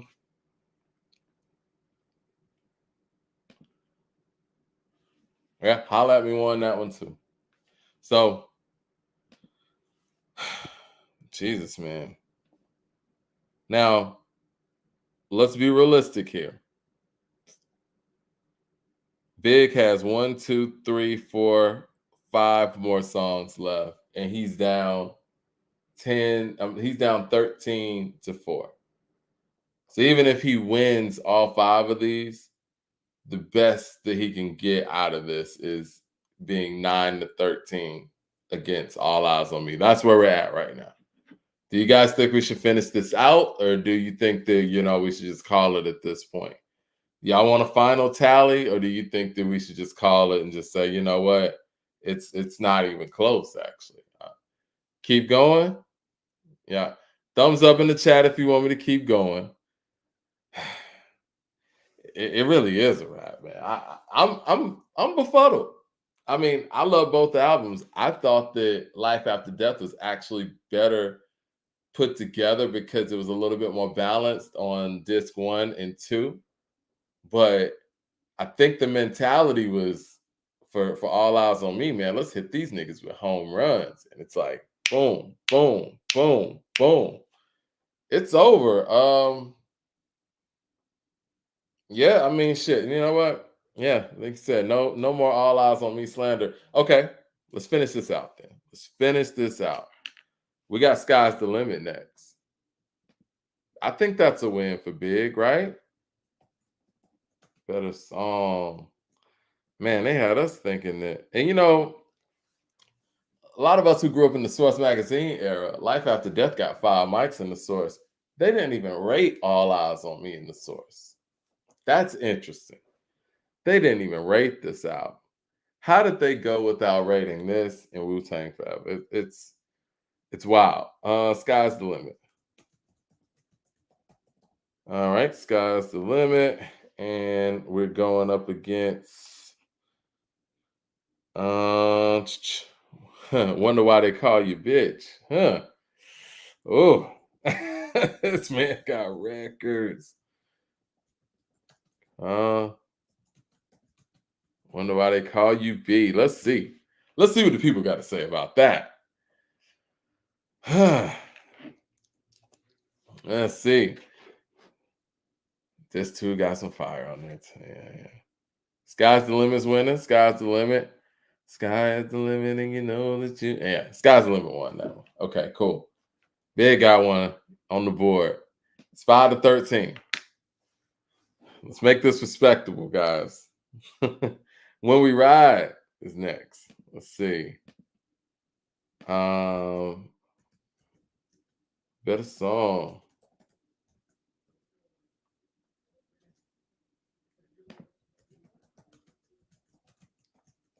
When We Ride, and then we got, and all the people, you know what I'm saying, when you go to the barbershop this weekend and this conversation comes up, remind them of this and tell them, let's go song for song. Let's tell them. I think you'll win based on what I'm seeing right now, man. All right. We got When We Ride versus The World Is Filled. When the Remy's in the system, ain't no telling what I go. Will I diss them? That's the hoes be yelling. I'm about to say Jay's line. I don't know. When We Ride is this one I wasn't expecting, guys. When We Ride won. Jeez, man. It's over, man. Y'all want to give Big the last couple ones at least? I said, we ain't giving nobody nothing. We ain't giving nobody nothing.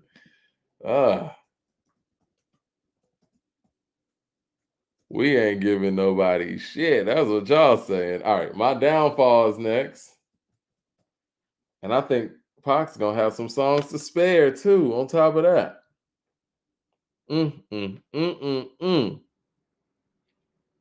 Oh man. Thug Passion. All right, my downfall versus Thug Passion. What we got? Whew. Man, Max like, how did When We Ride win? I was kind of surprised by that one too. My downfall gotta get this. That nigga Big killed that shit, yo. Okay, my downfall won. My downfall win. So right now it is 6-14. 6-14. All right. Now,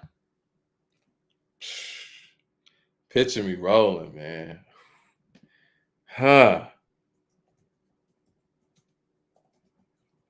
Picture me rolling, man.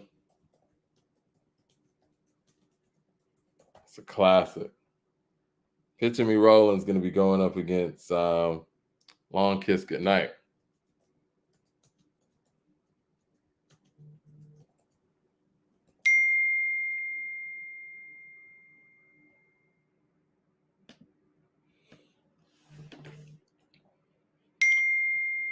The L Web of the super chat says, I'm a diehard Pac fan. He said, I'm a diehard Pac fan, but Pac made better albums than All Eyes on Me.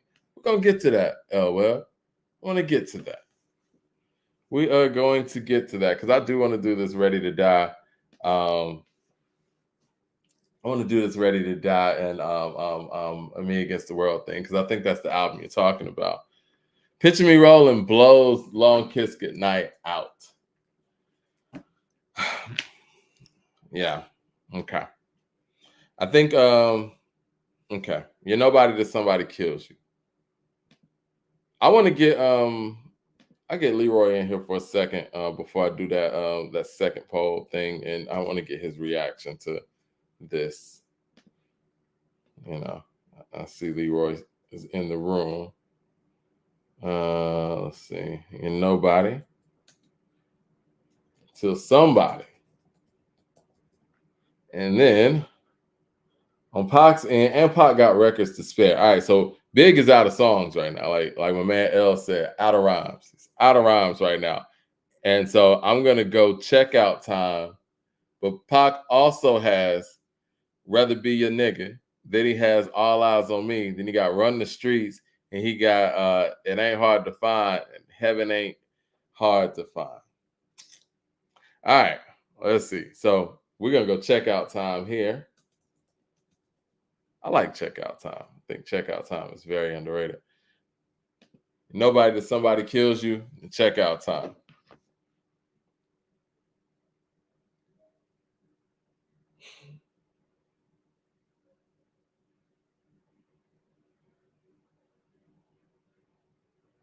See what we let me get Leroy in here real quick.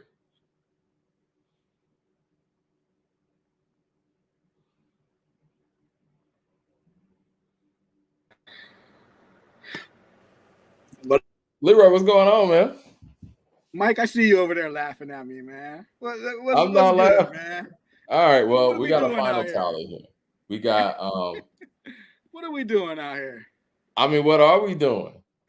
We just saw All Eyes on Me. That was dope. All Eyes on Me just beat Life After Death 15-7. And Pac had like 4 or 5 other records to spare. Are you surprised? What's your reaction? Okay, so I was watching. I can't say I'm surprised. Let me say, in my era, you could like both rappers. This era, you got to pick one. But so I bought both albums. But I'm not surprised. But one thing, the background, y'all. Action Bronson's album. He dropped an album recently called Baklava. I think he does Eminem shtick better than Eminem. If you like Alchemist beats, if you like Derringer, if you like that, he makes fun of himself. You know what I mean? He clowns himself, and he's actually kind of funny. So if you grew up watching wrestling, cartoons, you're gonna get his references. Okay, so Big and Pac. Okay, so I'm Oh not no, no, no, surprised. no, no, no! Don't do What? that. All Eyes on Me versus Yeah. Life After Death. This ain't Big and Pop. Yeah, that's what I'm talking about. That's what I'm talking about. No, this ain't the artist. It's the album. Yeah. Okay. So, but musically, both wise, who is more emotional, Big or Pop? So I really could stop there. The more emotional artist will always win any comparison. Well, let That's me my ask you argument. this though. It's not about the artist, and I want to get back to the albums and back to No, the I'm the song. music. The music. What matchup did you disagree with? That's where I want to start. Well, when we first talked about it, I didn't have the albums lined up. Now, again, in my mind, I thought I knew everyone would vote Pac. I know people not gonna believe I thought that, but that's what I thought. Leroy, you're changing it. What songs did you not agree with? Which one did Pac win? It was 15-7. So Okay. which 15 did Pac win that you disagree with? Shit, Mike, you act like I wrote this down. Okay. No, So I got it up here. You know what? I'll go through it. Let me go through it. Let me go through it. John Phillips with the super chat says straight balling versus whatever. So let me go through Computer thugs, get your digital guns. Let's see. I'm gonna get to the polls. I want to get to all of them. I want to get to the results. Hold on 1 second. There has to go be somebody gotta die versus Ambitions of a Rider. Okay, you didn't agree with that?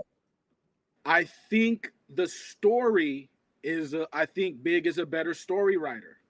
So I love Ambitions as a writer. But I think starting an album with a story, that level of storytelling was incredible. So I give that one the edge over Ambitions as a writer. Yeah, just me personally. I know I love both albums. Let me make that clear. Okay, but you know, what about Sky's the Limit one? What about I Love the Dough versus Two of America's Most Wanted? Oh, see that's a tough one right there.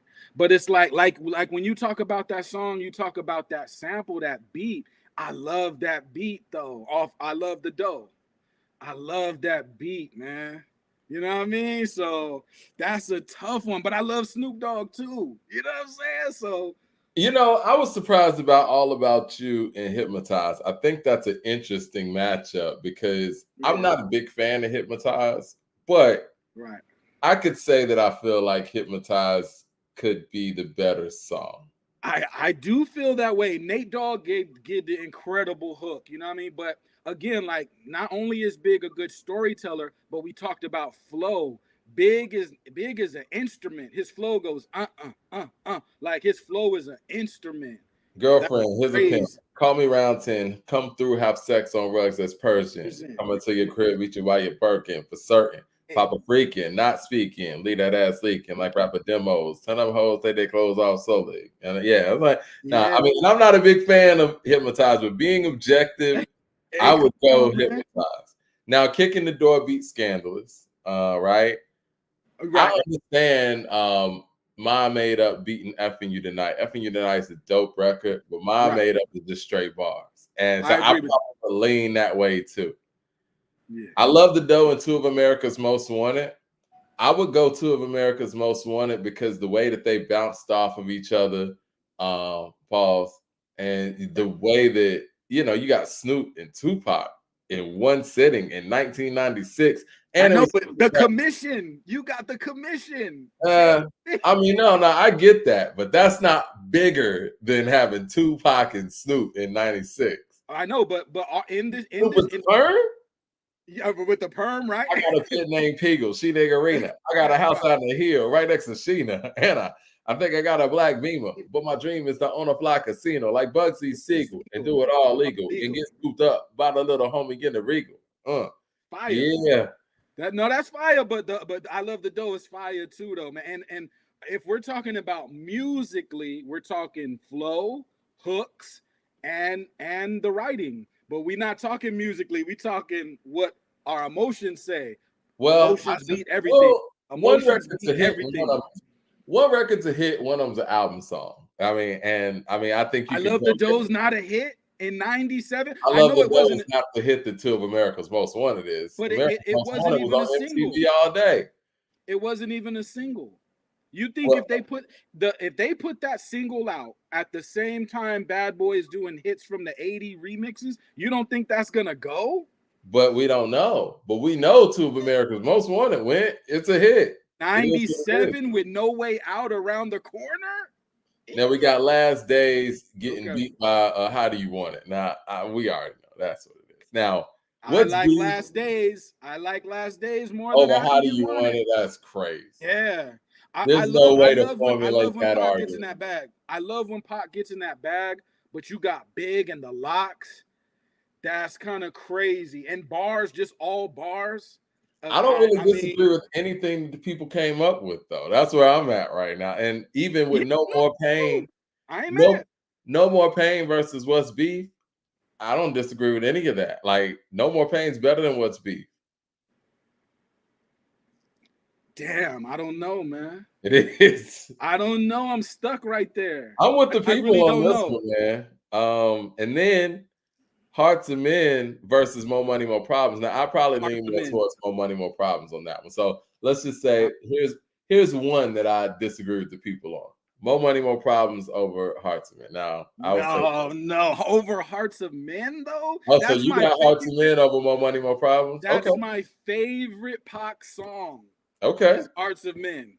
I Well, can't pick nothing over that. Okay. Life Goes On versus what was it? Life Goes On versus Niggas Bleed. Niggas Bleed is really, if we're talking about, you know, those type of stories, right? That may be the best story in that lane of rap ever. I'm talking about the you know, the mafioso, but the detail. Go back and listen to the details in Niggas Bleed. I have never heard nobody take that much time to write details ever on nothing. I think I still got Life Goes On over it. I'm with you, but I mean, great and song. talking about details, I got a guy named Nas who's pretty detailed with his rhyming. You know, I've never heard no. I mean, well, I got to think about Nas, but I don't think he got a Niggas Bleed, man. When he takes the whole second verse just to describe somebody, it's like, hold on, bro. You used your whole second verse to describe Arizona Ron from Tucson, Push the Black Yukon. We got this, we used to, you know, rock the Isleys. He chose not to move wisely. Like, you spent your whole second verse just describing someone who doesn't even exist. That is insane. Okay. That is insane. I got a story to tell, and only God can judge me, bro. I think people picked Only God Could Judge Me, and I'm not mad at that. Story to tell, man. I'm picking that too. I am. I love All Eyes on Me, man. There's nothing on here that I disagree with the people on, really, except for maybe the More Money, More Problems thing. But I get that too. Like, yeah, I mean, 15-7. Now, are you gonna stay around? Because I think we're going to well, I was gonna get back to the people, you know what I'm saying? And I'm gonna do before I get out of here, I'm gonna do Ready to Die and Me Against the World. Something you want to leave the people with? I know you're doing the weekend rhyme. Yeah. Weekend. No. A lot of new music. Currency got some music coming out this week. Okay, for sure. Who else is coming out Friday? We got some new music dropping Friday. Shit, I don't know. I already forgot. I did look at who's coming out. But I'm gonna be listening. And if I hear something fire, you know, I just wanted to jump in. But to those albums, both albums are phenomenal. Come on, All Eyes on Me, Life After Death. Come on, both phenomenal albums, regardless of where you fall at. Is Rakim dropping home before you leave real quick? Is Rakim dropping Friday? No, I think he's next weekend. Okay. Yeah. That's the 26th. Okay, yeah. But no doubt. Check out Leroy on the Weekend Rhyme with with Ron RKY, my man Prime. Shout out to him too. And Yes, yeah, man, I might drop in this weekend. We'll see. I might call in and call. all good, man. Come through, man. I'm gonna be cooking. I may be by myself. I don't know. I got to talk to Ron, but Okay. Either way, man, y'all tune in for that as well, right here on According to Hip Hop YouTube channel. Salute to you, sir. Jump back in the chat so you can argue with the people. All right, so this is what we're gonna do before I get up out of here, man. Because I was gonna do the top 25, but you guys seem to really want to get this Ready to Die and Me Against the World thing out of the way. Now, I want to recap for the folks who just got in here. We just did a poll, song for song, with Life After Death versus All Eyes on Me. All Eyes on Me has beat Life After Death 15-7. And this is going track for track, song for song. 15-7. And mind you, Pac had like 5 other tracks to spare. He didn't even get to play All Eyes on Me. You guys are saying Me Against the World is going to win easily. All right, man, let's get to it. I beg to differ, man. And I want to be clear too. I'm gonna go off of the original Ready to Die track list because like Pac said, man, the remixes and all that stuff that people had to put in their albums to elevate the albums shouldn't count. We're going to put this out there the way that it was originally put out there. So I'm not gonna put Who Shot Ya, not gonna put the One More Chance remix in the mix, none of those things. So let's get to it. Let's get to it. I ain't gonna lie to you guys, man. As somebody who put Ready to Die extremely high on the list, kind of scared right now. Let's see. Ready to Die. Let me get these 2 things queued up because I want to make sure we go track for track. No mistaking. Me Against the World versus Ready to Die. Get more people in here. Some of your friends that you want to vote to, get them in here. Mad Max says does it matter? It does matter. It does. Because we have these talking points and people say these things and people got to prove it. Y'all don't want to put some of these other artists' albums into the mix, man, because, some of these other albums ain't what you thought they were. Let me get my mouse over here so we can make sure we get the right stuff going on. All right, there we go. All right, we're going to start it off.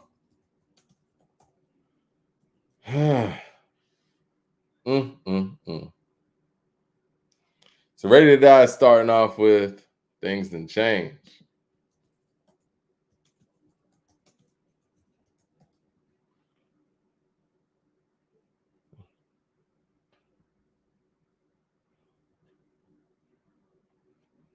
Sorry about that, guys. All right. I want to make sure we got the right. And if I die tonight,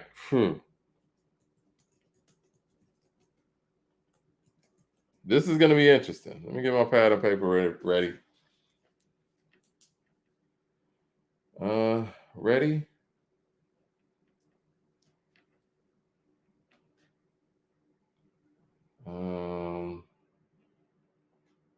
It's in the chat, guys. It is in the chat. Wow. All right. If I die tonight, takes it. This has become a Tupac channel, huh? Is that what we doing? They said don't do this too big. No, this ain't about doing this to anybody. This ain't about doing this to anybody. We're just trying to see what's up. Because I got Ready to Die here. I think Ready to Die should win this. All right, so next matchup, we got Me Against the World versus Give Me the Loot. All right, Me Against the World versus Give Me the Loot. Either you sling rock or you got a wicked jump shot. Yo, things have changed. It's incredible. Things have changed on this side.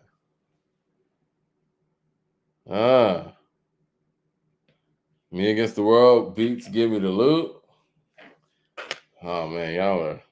This is Starting to get crazy. Machine Gun Funk.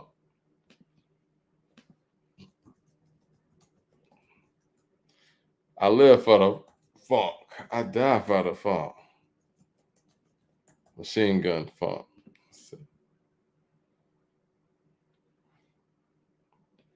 Machine Gun Funk. So many tears.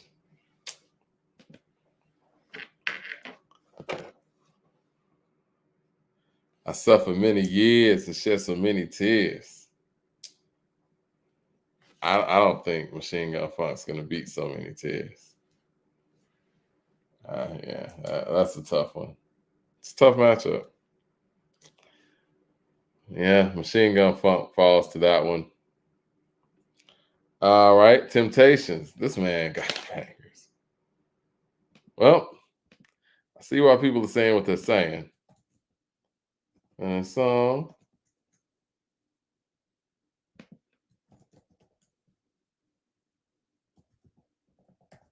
Temptations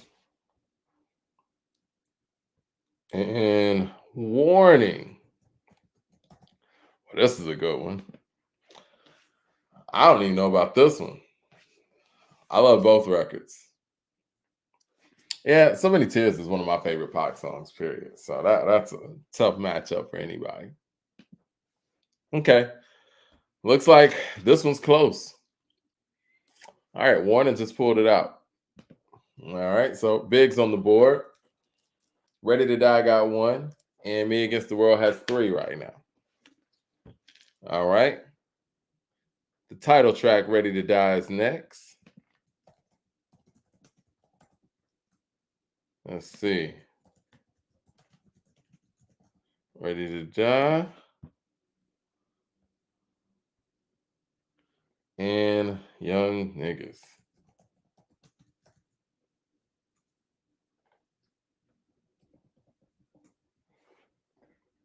All right.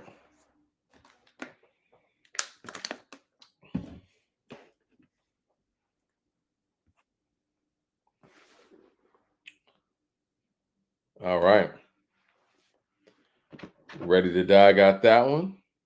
Yeah, he really went there on the song Ready to Die. Okay. It's 2-3.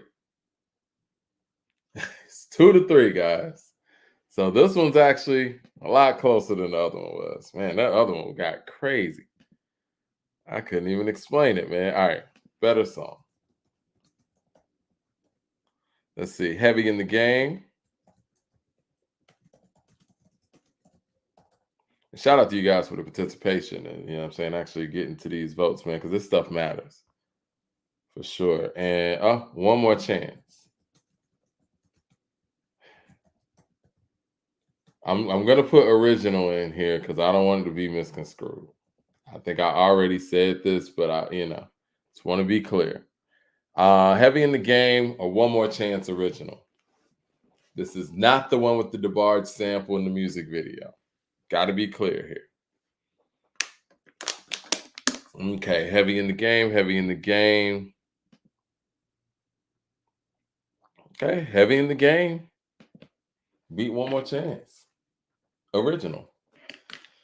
Okay. Let's see. Oh, The What is next. Shout out to Richie Rich, man. The What with Method Man, of course. And Lord Knows. The What versus Lord Knows. He said, don't do this to Big, man. I think Big can hold his own on this one, man. Ready to Die is a beast. All right, with 50-50. Wow. Lord Knows beat The What? Huh. Okay. All right. 5-2. Well, Dear Mama's next. Jeez, man.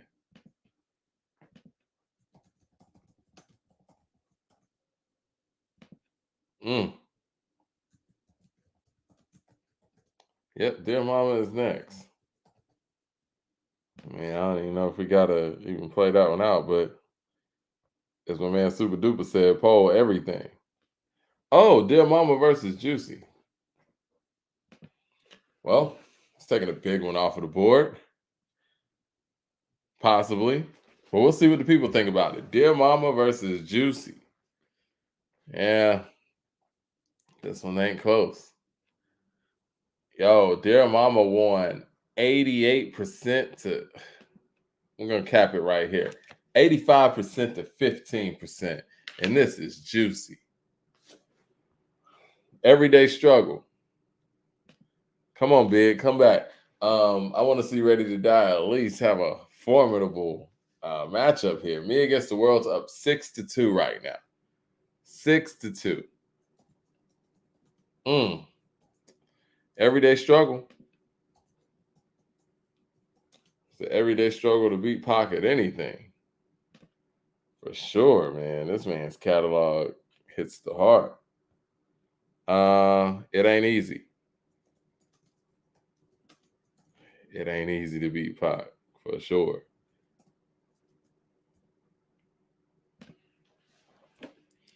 Huh. All right, Mad Max to the super chat says, Mike, people lying in here, B. Everyday Struggle won. Everyday Struggle beat It Ain't Easy. Okay. Everyday Struggle got that. Shout out to Everyday Struggle. Dope record. See Med Giuliani. See Body After Body, and Med Giuliani ain't trying to see a black man turn to John God. Can You Get Away?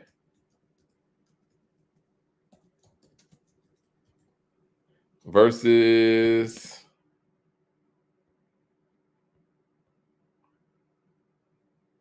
Me and My B.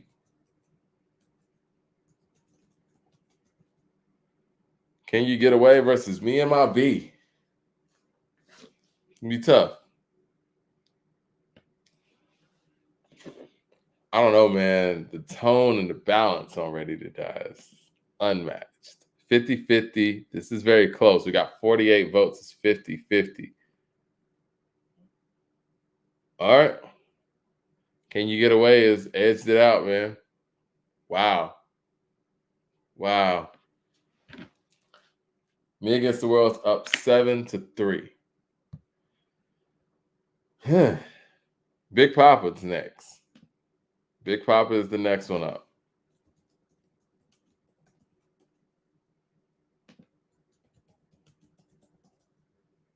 Big Papa, and we got Old School. Interesting. Big Papa versus Old School.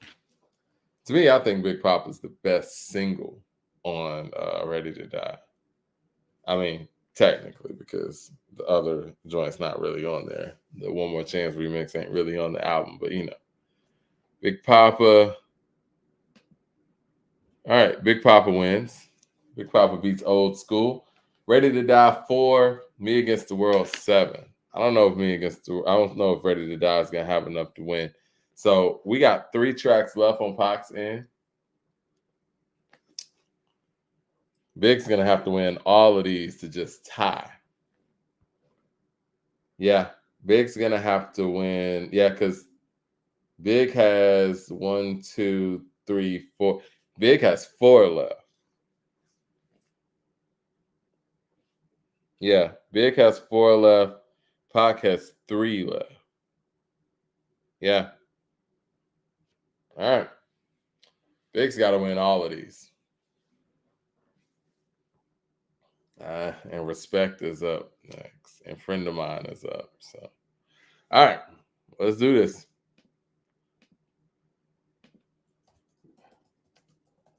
It's going to be tough. It's an uphill battle for Big right now for Ready to Die, excuse me. Respect. And then we got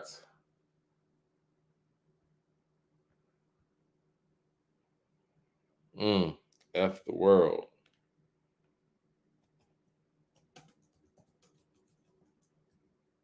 All right, Respect versus F the World. Huh.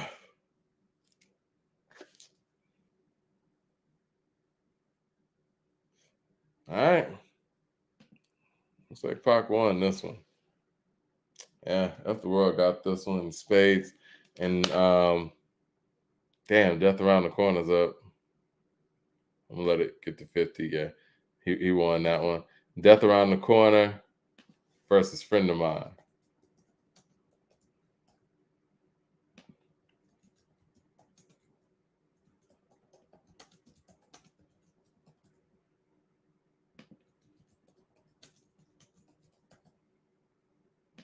Mm.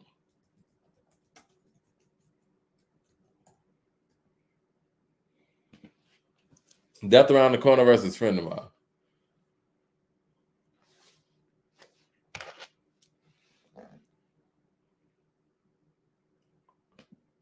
Wasn't surprised by this one at all.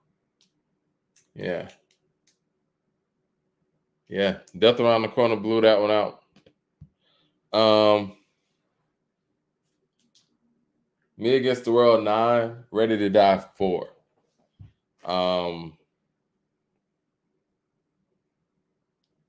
Yeah, Friend of Mine wasn't that strong. I think it's probably the weakest song on Ready to Die. Well, you guys proved me wrong, man. Let's see. And so now we got Outlaw versus Unbelievable. My Big should get this one, but too little too late for sure. Now, granted, respecting Friend of Mine shouldn't have been on this album at all. And that's just real. Outlaw versus Unbelievable.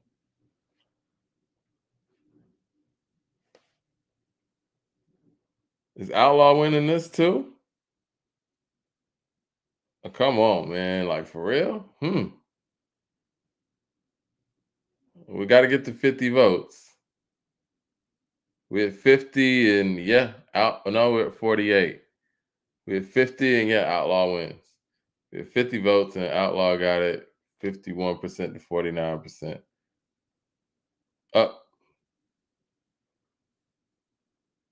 I mean, I'm gonna end the joint. It's gonna say Unbelievable one, but it's too late. We capped it out at 50. So yeah, let me cap it out. I know it's gonna show the Unbelievable one, but it didn't win at 50. So yeah, looks like Me Against the World wins 10-5, 10-4, excuse me, versus Ready to Die. Whew, tough, man. And for the people who checked in late, All Eyes on Me beat Life After Death 15-7. Now, there's a few of these that I didn't really agree with on the Ready to Die and Me Against the World, but maybe I need to go back and listen to Me Against the World even more. But that All Eyes on Me and Life After Death, I pretty much agree with damn near everything that you guys polled on that one. And it's staggering how many songs that All Eyes on Me beat over Life After Death. Mad Max says, see, they lying. Now, I would, before we get out of here, I do want to ask people, like, why do y'all think that Life After Death gets seemingly held higher than All Eyes on Me? Now, I know that Billboard put Life After Death over All Eyes on Me by one spot, and they put them next to each other. And people say it's 9-5. Are y'all okay with it being 9-5? Now, granted, the last song did win at 50, but 10-4, 9-5, whatever. Either way, Me Against the World won that one and won it pretty handedly. Do y'all think that Life After Death is somewhat overstated? Because to me, shit, All Eyes on Me really did beat it handily. Y'all weren't making that up. I don't think there was too much bias there. Cause I mean, yeah, All Eyes on Me got heavy hitters. That shit plays out like a greatest hits. I think we need to start talking about All Eyes on Me like a greatest hip hop album ever. And it ain't just Life After Death. Life After Death's a great album. I still think Life After Death is a 5 mic album. We put All Eyes on Me up against pretty much any rap album ever, and they're gonna have problems. It's not a lot of rap albums that got firepower like All Eyes on Me does, and I think that it should definitely get some consideration as being a top 10, definitely, and maybe even a top 5. Especially with the fact that on the mainstream level, and I could be missing something, but I think period, it was the first attempt at a double disc. It changed things. It changed things in that double disc light. And for the people that remember, the buzz for All Eyes on Me was so heavy with Pac coming out of prison, with him signing the Death Row Records, and he was able to deliver on everything. He delivered on the hit songs. He delivered on the B-sides. He made some records for the Bay. He made some records for LA. He made some records on some East Coast shit. So it's hard to even say that we have 5 hip hop albums better than All Eyes on Me. Now, let me go to my list that's not totally complete now since we've had these conversations, but do y'all think Reasonable Doubt's better than All Eyes on Me? Because after going through this, I don't. All Eyes on Me got some firepower. Now, these are the records that I have very, very high. These are my 3. These are my top 3. I got Illmatic, It Takes a Nation of Millions to Hold Us Back, and Only Built for Cuban Links. Boom. Those are the 3. I think those are safe in the zone where they can still be considered better than an album like All Eyes on Me. I said, let's poll it. No, man, I don't think that Reasonable Doubt wants that kind of smoke. I just don't. I mean, Reasonable Doubt's a great album. No, I'm not making my best effort to hate on NY. I got Illmatic at number 1. I got Only Built for Cuban Links at number 3. Come on, man. I'm not hating on NY. And shit, Public Enemy's number 2. With It Takes a Nation. They from Long Island. I ain't hating on NY at all. Call a spade a spade. Now, I might be hating on my own city when I say this. I don't think Akumanai fares well up against All Eyes on Me, and that's just the truth. And I've been on record to say Akumanai is one of the best albums I've ever heard, period. I always thought Pound for Pound is the greatest hip-hop album I ever heard from beginning to end. 72 minutes, originality, musicality, bar work, hit songs, album songs, the way it flows into each other. But I don't think Akumanai fares very well up against something like All Eyes on Me. I think All Eyes on Me, song for song, and I say this respectfully, will blow Akumanai out of the water. I hate to say that. I hate to say that, but I'm just calling what it is, man. Yeah, PE is elite, man. I think Paid in Full is another one of those that could go in that conversation and do well up against something that has nothing but home run hitters like All Eyes on Me. Shout out to NDU Jams. The super chat says, Mike, Ready to Die ain't aging well. All that heavy cursing, profanity, and sex skits ain't it by 2024 standards. Okay, think that's fair. Akumanai versus The Infamous. I mean, look, The Infamous, I kind of struggle with that too because I love The Infamous, but I just don't think it has the range of an Akumanai. I don't think that The Chronic is one of those that I kind of struggle with on that level too. But The Chronic does have Little Ghetto Boy, and it does have some levels of range because of its it pointing out the LA riots at the time. It's kind of the soundtrack of the LA riots in a sense. And the day niggas took over and shit like that kind of gives The Chronic a level of purpose that Doggy Style kind of doesn't have. Doggy Style is just a jamming ass album. Doggy Style is the Get Rich or Die Trying of its day, or Get Rich or Die Trying is the Doggy Style of its day, however you want to say it. But All Eyes on Me, man, like somebody said earlier, this album reads like a greatest hits, but it's all new music. And these joints are bangers, man. Like, How Do You Want It? Like, it's hard for any album. Y'all know how I feel about Tribe. It's hard if I was gonna go track for track with the Low End Theory with All Eyes on Me. Now I know that's not the end all be all when it comes to what's a great album, but we also have to consider how great this album is track for track in reference to all of its peers. What other album do y'all think could actually, let's just take the first, because I know Illmatic's 9 songs. Let's be generous and say, let's take the first 10 to 12 songs of All Eyes on Me. What hip hop album do y'all think could actually beat it track for track with the first 10 to 12 songs on the album? Because that's a struggle. That's a struggle to beat that album that starts out Ambitions as a Rider, It's All About You, Scandalous, How Do You Want It, Mind Made Up. It's a struggle. Yeah, I think the Low End Theory could give it competition. I do. I listen. We can do this right. I mean, I'm not going to go through the polling now. I think that we're about to wrap up in a second, but I do want to go through the track list of Low End Theory, just for the people out there. People think it was written. I think Cuban Links could hold up too. Cuban Links is a fucking powerhouse. Paid in Full could hold up too. Okay, Low End Theory goes Excursions, Bugging Out, Rap Promoter, Butter, Verses from the Abstract, Show Business, Vibes and Stuff, Infamous Date Rape, Check the Rhyme, Everything's Fair, Jazz, Sky Pager, What? Scenario.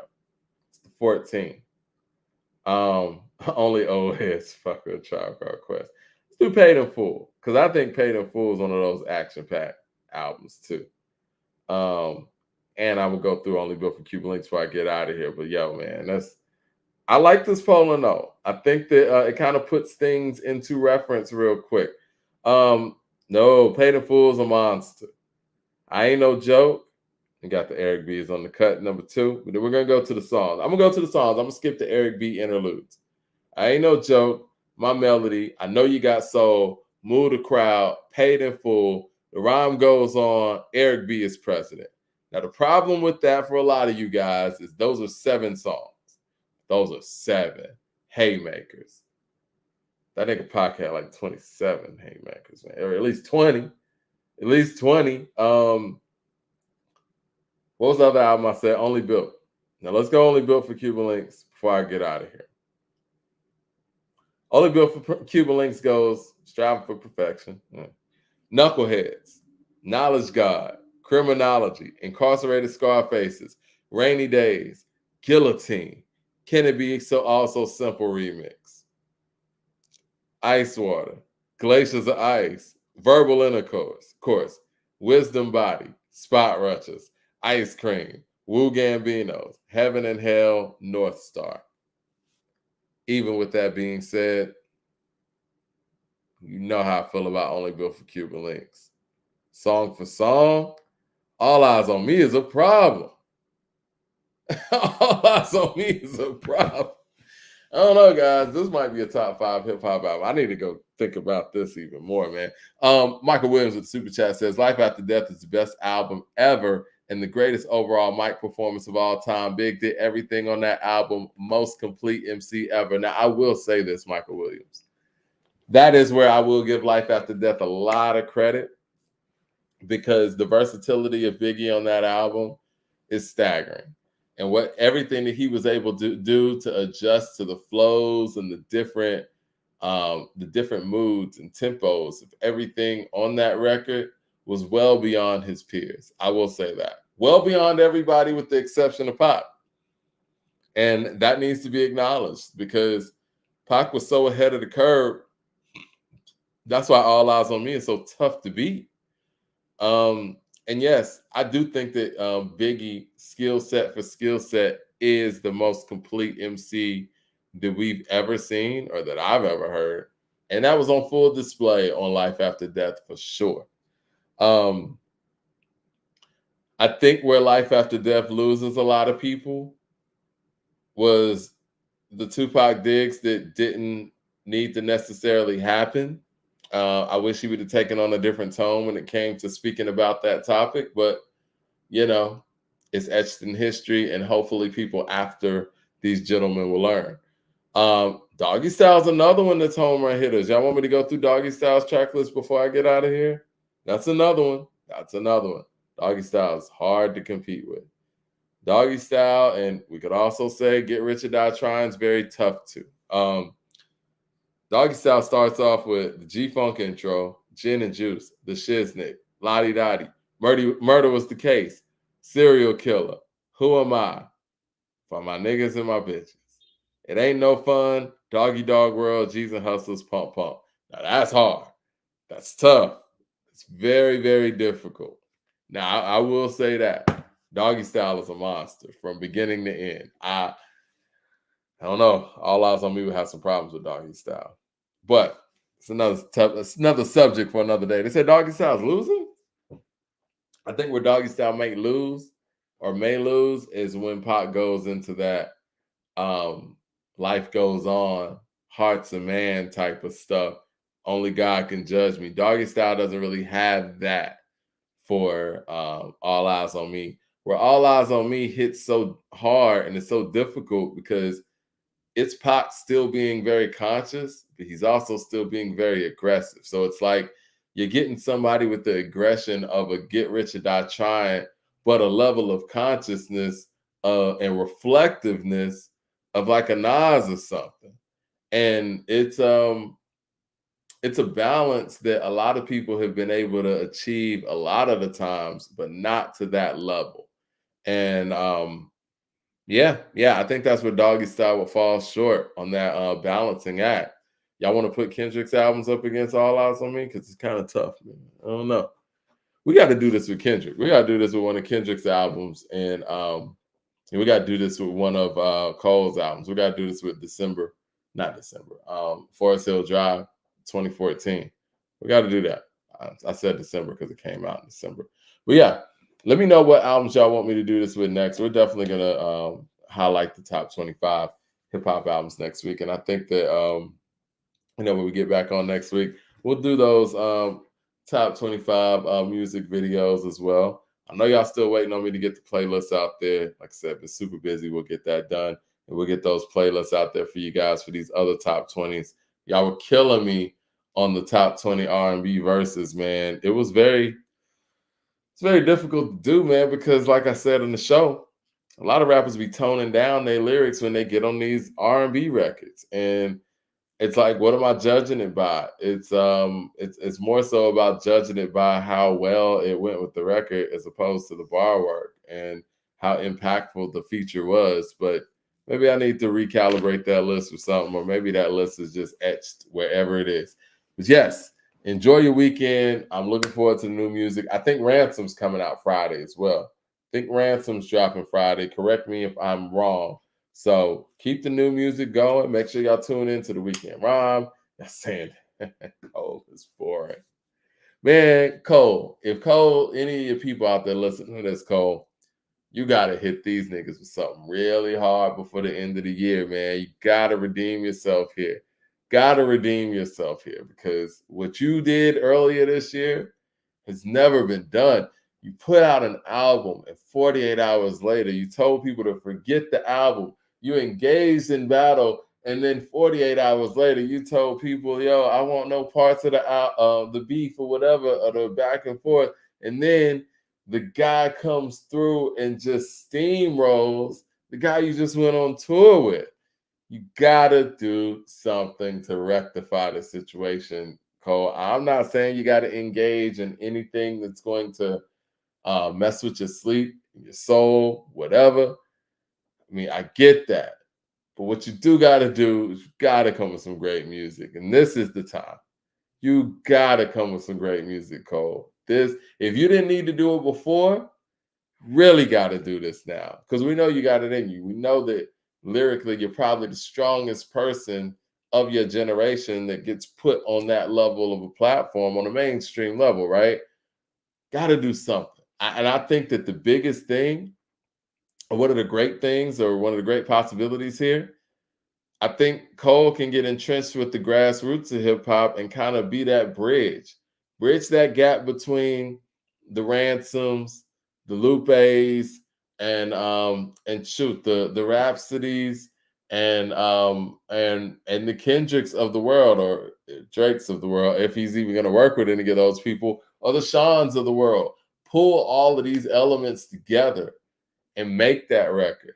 All Eyes on Me doesn't get talked about enough. And I think that All Eyes on Me is one of those records where we saw Pac actually kind of moving pretty solo. I mean, just features here and there, had people featured on this album here and there. But All Eyes on Me was actually Pac finally reaching out to collaborate, or being able to collaborate on a high level. This is what we got. And so maybe that's an opportunity for Cole. We hold Cole high for being able to be this soloist and do everything himself. Maybe this is a time to not only collaborate, but to kind of bridge gaps. You know what I'm saying? Get Benny, get Freddie, get some guys that your audience might not be as familiar with, and make some great music with them, but make it on your stuff as opposed to lending out all of those things to, feature appearances. I mean, we see what you did for Lil Durk. Let him do that for you and make a complete effort. I would like to see, we'll see Machiavelli versus Reasonable Doubt. I would like to see J. Cole go out here and attempt to do what Pac did on All Eyes on Me. All Eyes on Me is an incredible effort. And after it just blew Life After Death out of the water, 15-7, I definitely think that it needs to be considered in top 5 conversations for real. All right. Everybody here, like and subscribe. Let's get us all the way up to, the most subscribers in this hip hop space. We appreciate the love. Look forward to talking to you guys again next week. If I don't talk to you sooner, might be dropping in even sooner than that. Peace. Have a great weekend. Have a great rest of your week.